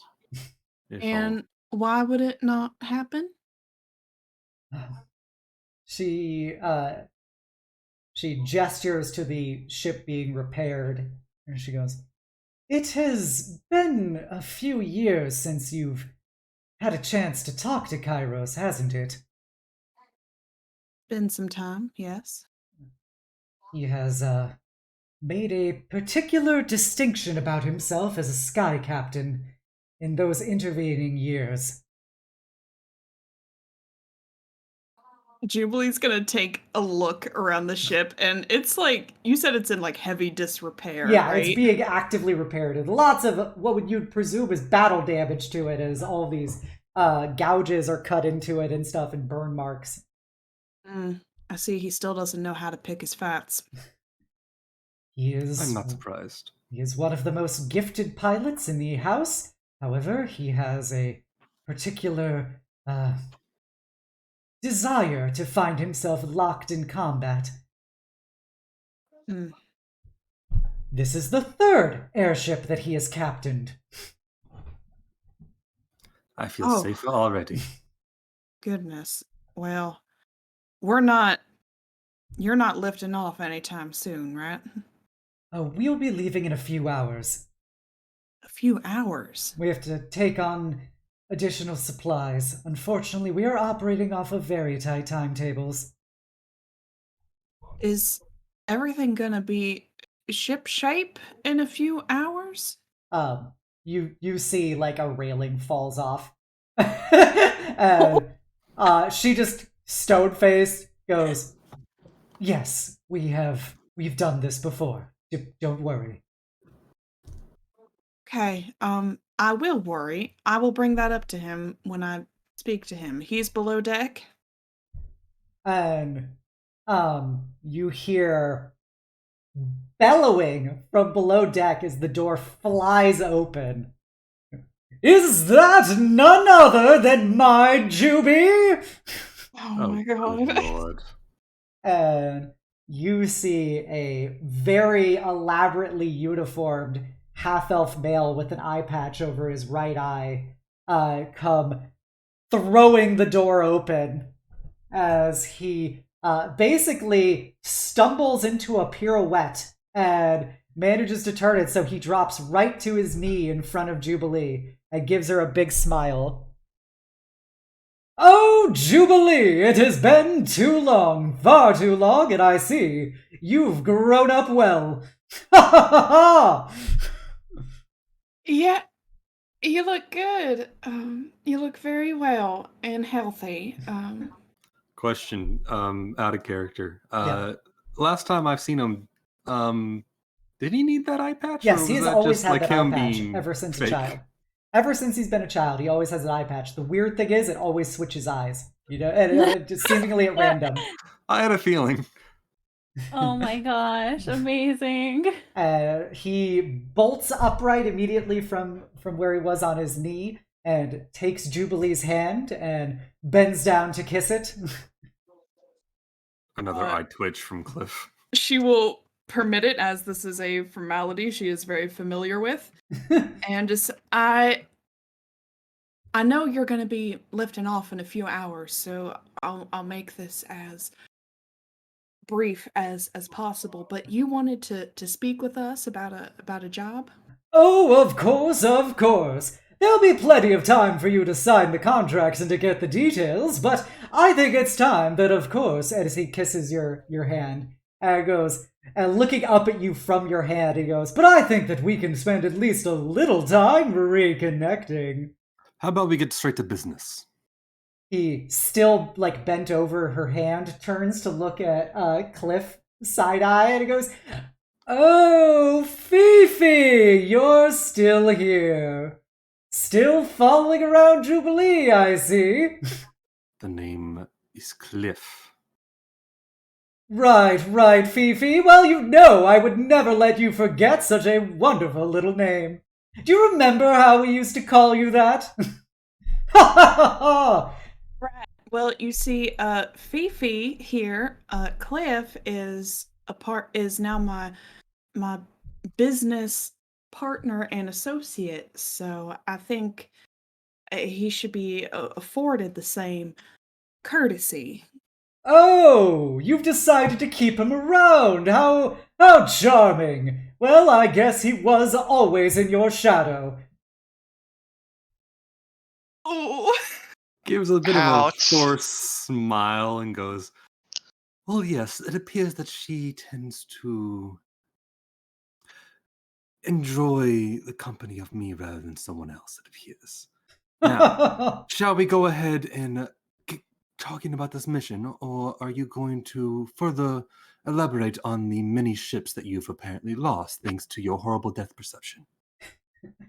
I would assure you, Fifi, if you ever found yourself not bound to the paths that you're taking on your little trains, you would see that it takes a real man to be able to explore all possibilities when confronted with true adversity. Well, you have to point one out to me as soon as you find one. Oh, you're just as deliciously charming as ever. I see you haven't matured a bit. Jubilee looks mortified right now. Absolutely mortified. Right, well, just like Cliff said, you're pressed for time, I'm pressed for time. We should get down to business. This is my crew, my group, Rose Gold.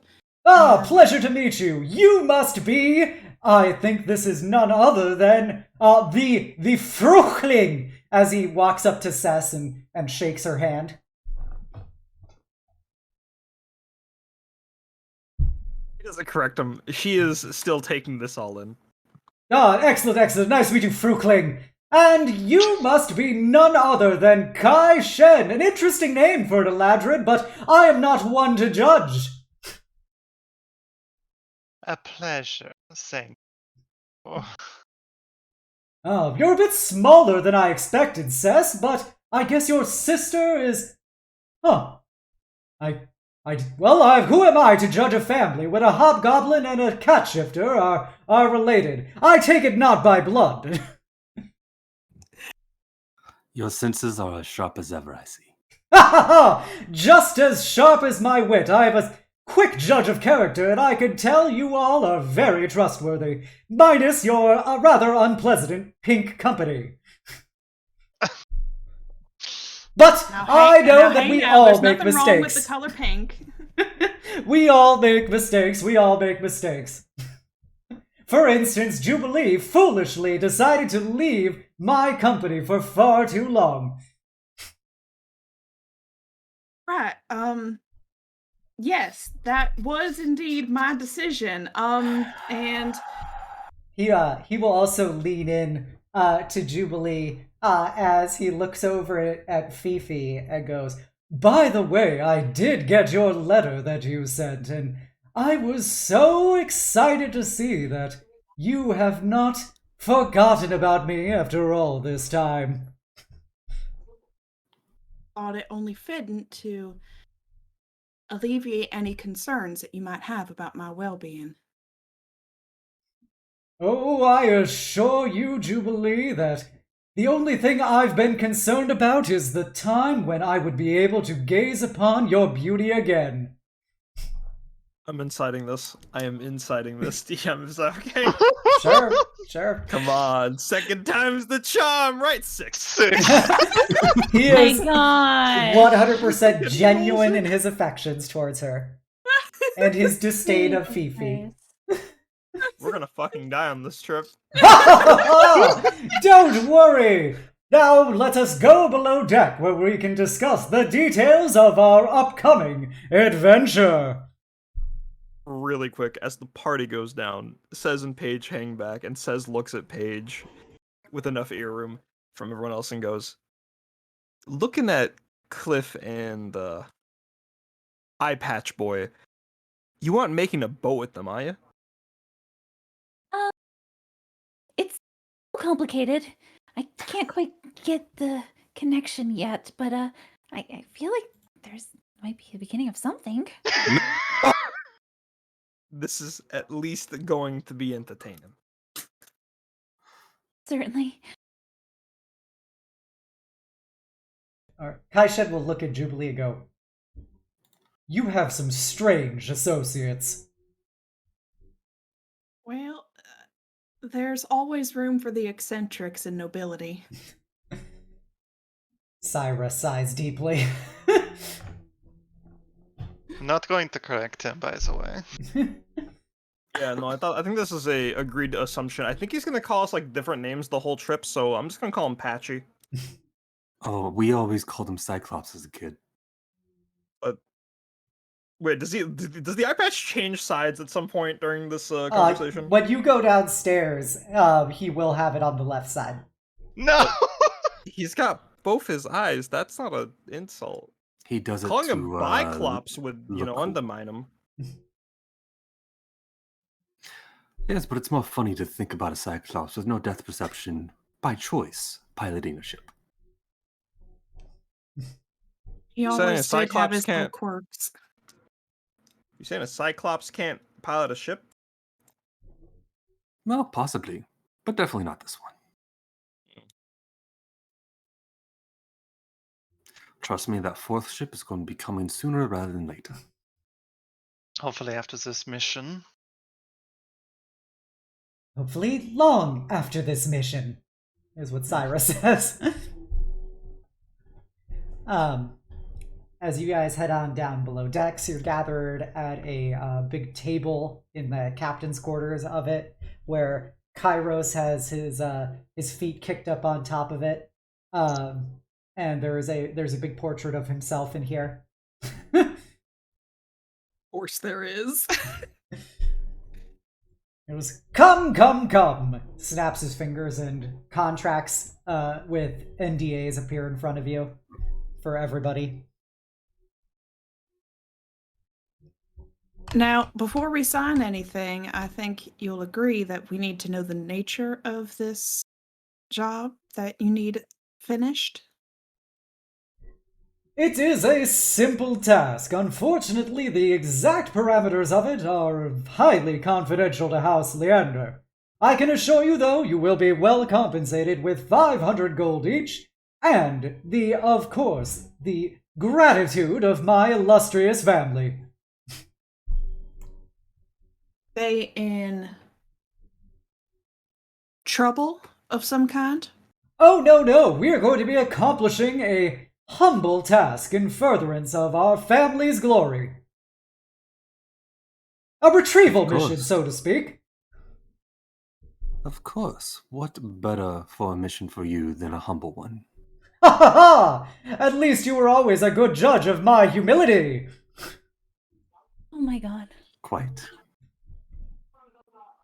Well, Paige, I do not blame you. There are literal sparks flying between them.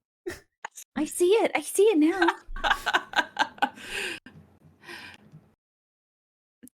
well, I know that I'm always happy to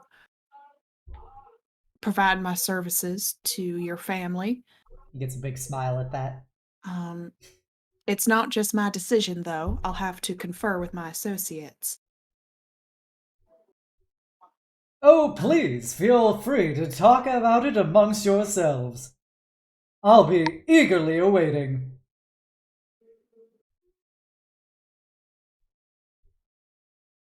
Well, and she'll turn back to the group.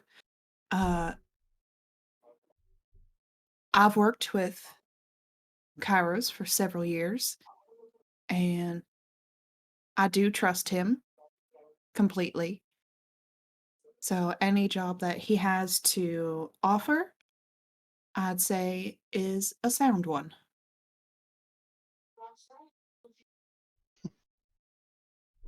I do worry a bit. Don't exactly like signing up for jobs that I don't know exactly what is expected of me.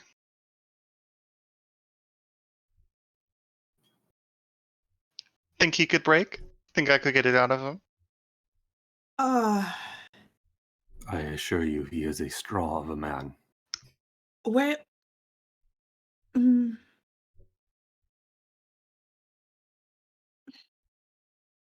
I- she'll turn back to Kairos. Are you sure there's no further information that you can give us about the nature of this task?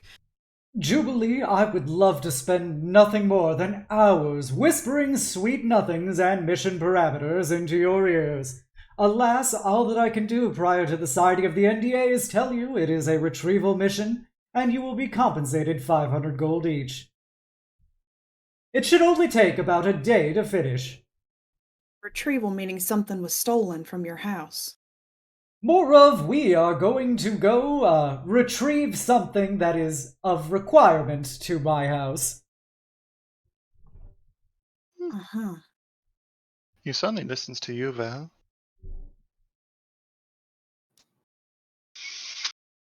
Well, simple retrieval mission. Doesn't sound too bad. 500 gold is 500 gold. Can't imagine it'd be any more dangerous than what we just went through, so. Certainly not. I'd be surprised if it was. Paige, Jinx and Seth, Yeah. Okay, Oh. what do you think? what's the over under? What's the over under on us crashing?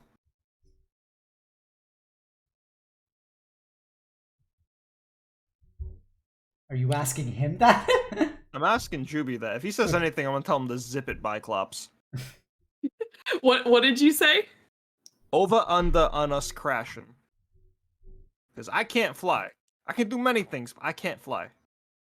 Neither can Paige, I think, but I don't really know. She's got magic. Well, I don't know if we'll be aboard the I don't know if we'll be aboard the ship. I don't know if that's a part of, what's going on that's necessary for the job, but We're on a ship right now, yeah? yeah, but I don't know if we're leaving Taking off in an hour.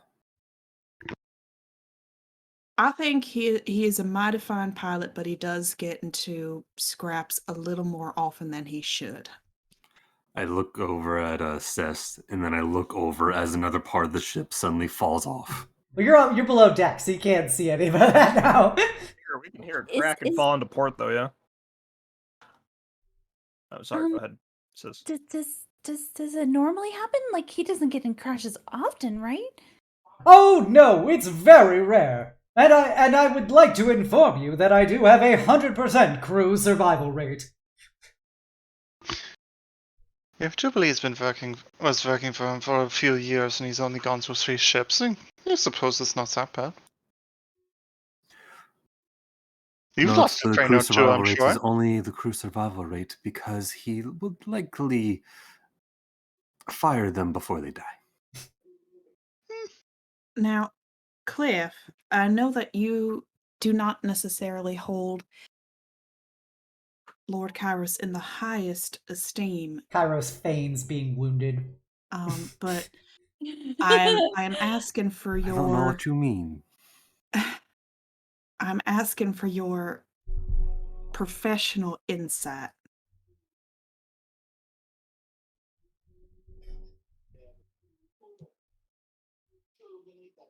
Is this a job you think we can handle?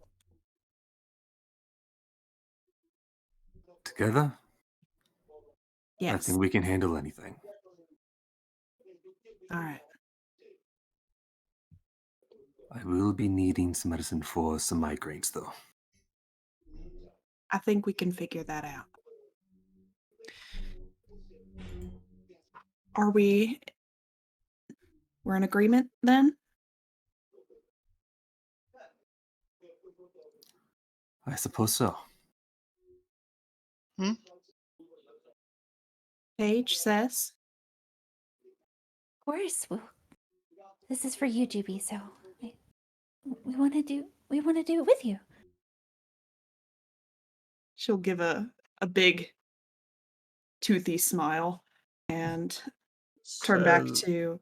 Oh, go ahead. That says narrows her vision a little bit, eyeing up Kairos and looking at his cousin. Looks back at Juby and goes, "I'll put my faith in you. I'll leave it there, okay?" That's all I ask for. Thank you, sis. Well, Lord Kairos, it seems that once again, temporarily, I and my group are under your employment. Hopefully, I will find you in my company more than simply temporarily. But please feel free to sign your Hank has to contracts stop from gagging. Yeah, we can get started. All right. Nice. Juby will sign off her name in very curly font.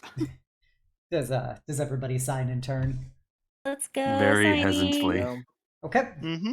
Once you sign it, the contract disappears, just like with all the other GS contracts you've received for the Directorate.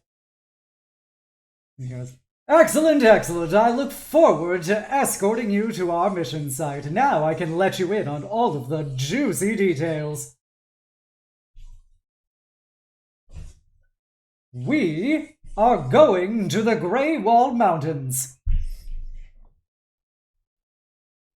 Excuse me now? Oh, there's no excuse for you, but I can continue speaking. We're going to go to the Greywall Mountains, where a once-in-100 years tear in reality is going to occur. This does not sound like a 500 gold job. Oh, it's quite simple. We are simply going to harness an elemental spirit for an upcoming airship.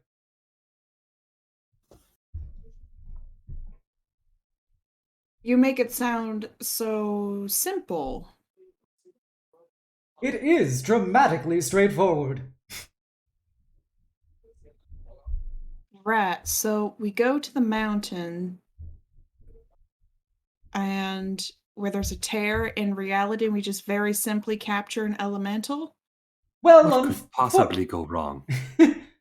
Well, the capturing it part, we've decided to make you enabled by supplying you with some very own arcanic supplies. And he lifts up from underneath the table a what looks to be a big metal runically inscribed like torch.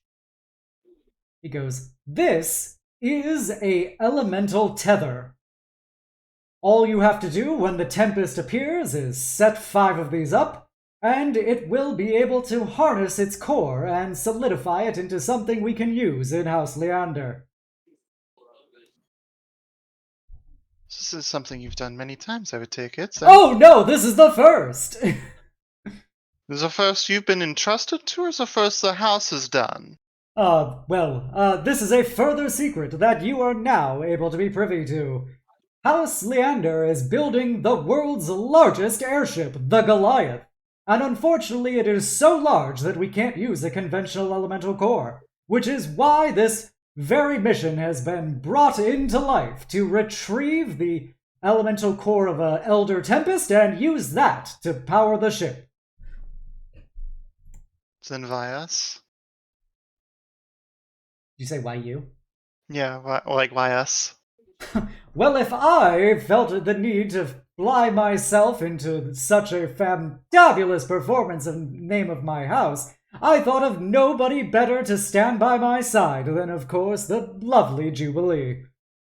So, you're really just paying to show off in front of a cute girl. Oh no, this is very important to my house. Anything that I do showing off in front of Jubilee is purely a bonus. Uh-huh. Another eye twitch. Well, at least he, it's not lying. Oh no, he's remarkably straightforward. I'm sure his family is very proud of him for hiring a Deorian for this. Very intelligent. Now, Fifi, I know that you don't normally take to flying in airships, but I assure that even somebody as earthbound as you can handle it. If anything, you can take the idea and try and figure out a way to make it work as lightning rails past this. Oh yes, but also sadly Cliff Deorian cannot say anything to his family because he signed the NDA. Ha ha ha!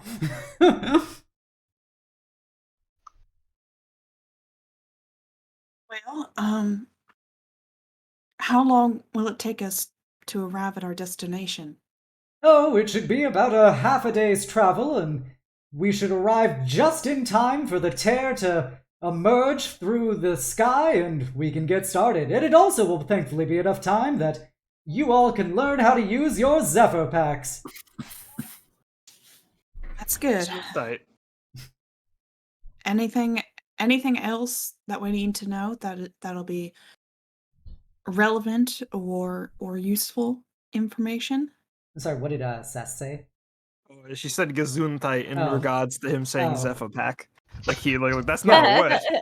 No, the details of the engagement itself will become fairly evident once we engage in it. But don't worry, I will be with you all every step of the way.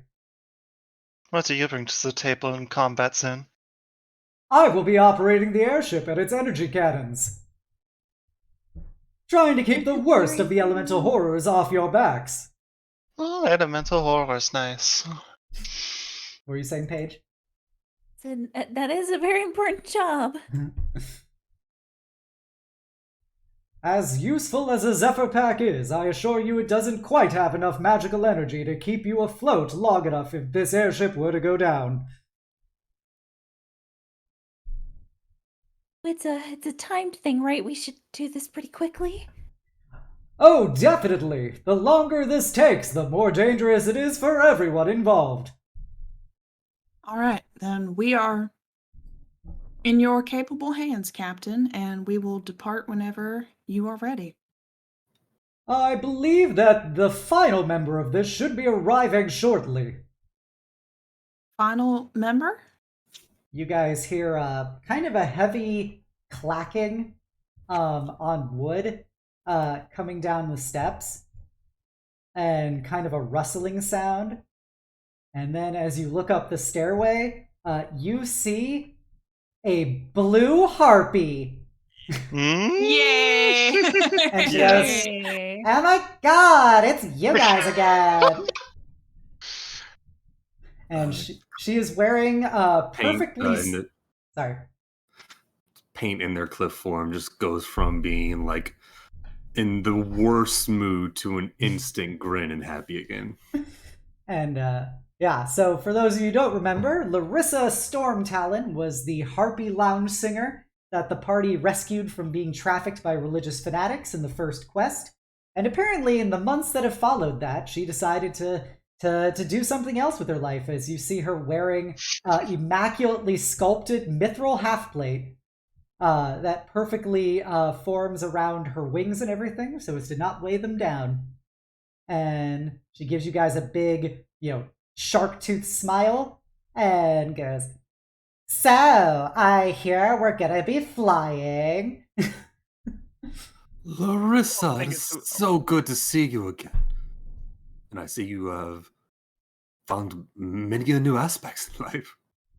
Yeah, I decided after everything went down that, maybe just singing at the Bloody Cairn wasn't, enough for me. So I decided to go off and start adventuring. And, I met a lot of really nice people, and they were always so nice to me. And then, I met this really, talented smith, and he was like, "Man, you're, really cool." And I was like, "Oh, I'm glad you appreciate it." And then he gave me this armor. All I had to do was sing him a song. And you guys know that harpies can literally charm people by singing to them. I'm I glad think to see that. Oh, sorry. I was going to Freeling just kind of seeing this person, since this is the first day Yes, this is the they've first ever time we've met seen them. Larissa. Yeah. It's just going to kind of go back to the corner where I assume Kai Shen Yeah. is currently slinking away to, Yeah. and just sit down in a chair next to him, and just as tradition, just fucking man spread the shit out of it. God. So I see you found some new friends, as she goes over and hugs each of you guys. Oh, yes. That over there is Fru. And over there is also one of our newest members, the former champion. It's a pleasure to meet you, Larissa. I believe they said your name was. Yeah, my name's Larissa. It's good to meet you. You're really hot, by the way. Oh, I know. Thank you very much. You take way better care of your skin than any of them do. Now, you'd be surprised, but I do take very much care of myself and my appearance. It is important for my work. I'm glad to see somebody gets it. Cliff almost looks offended by the fact that he's just been said that someone takes better care of himself than he does. Larissa, how did you come to be under the employment of Lord Lyrander? I don't know who this guy is, but I got offered because of my unique capabilities. She flaps her wings. To join in for this contract, and I was like, okay, fine, whatever. And then I ran into you guys, and I was like, oh my god, it's them again! Wow. It's gonna be awfully dangerous, Larissa. Are you prepared? Oh yeah, I'm totally prepared. I've killed so many people at this point. Oh. Oh wow. Okay. Where do you know her from? I don't believe I got that. We rescued her from kidnapping. Mm-hmm. The kidnapping from the Seacoast? That's right. Noted. So yeah, bringing the gang back together. Excited to have you. I actually picked up a new trick.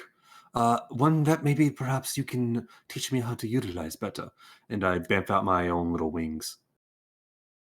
Oh, those are cute. I'm glad to see that you just finally have decided to improve yourself by actually flying like a cool person. Yes, and not only that, but I've also taken up the arts. You've, I guess you could say, inspired me. Oh, you started singing? That's kind of surprising. You didn't take me as somebody who had a good voice. No, sadly not singing. I do not have a voice for that. But I do the visual arts. Oh, those are also a thing. I guess good for you. Not everybody can sing, so I guess everybody needs something to fall back on.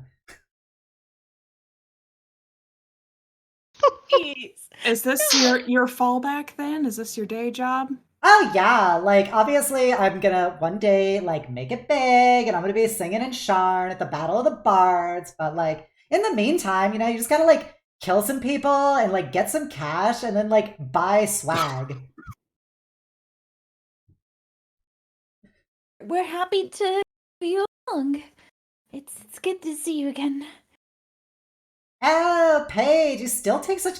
it's really unfortunate, like, how naturally pretty your fur is. Like, for somebody who just doesn't take any actual care of it, it's, like, really impressive.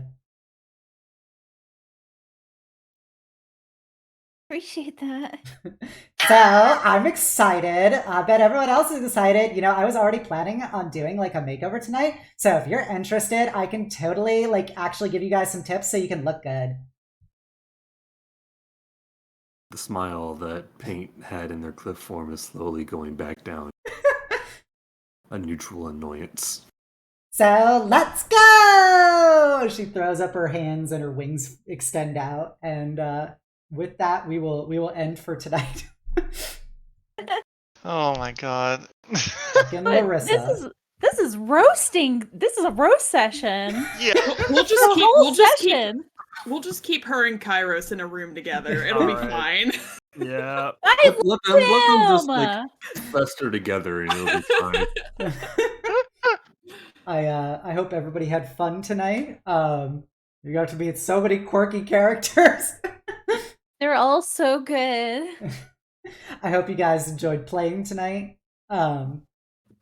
We will be picking up next week with our journey into the Elemental Tear, which, how bad could it be? Come on. Truly, how bad could that be? Yeah.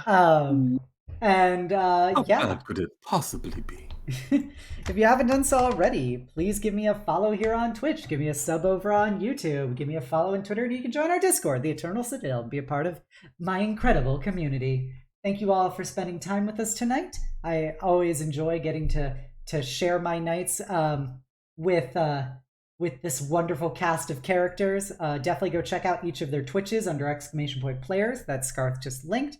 They're all amazing VTubers and content creators in their own right, and you should go follow them and share some love with them. Also, there's the link to our YouTube for this series if you want to catch up on all of the previous episodes of Ashes of the Last War and see all of these wacky people in action over the many hours. Be sure to do such.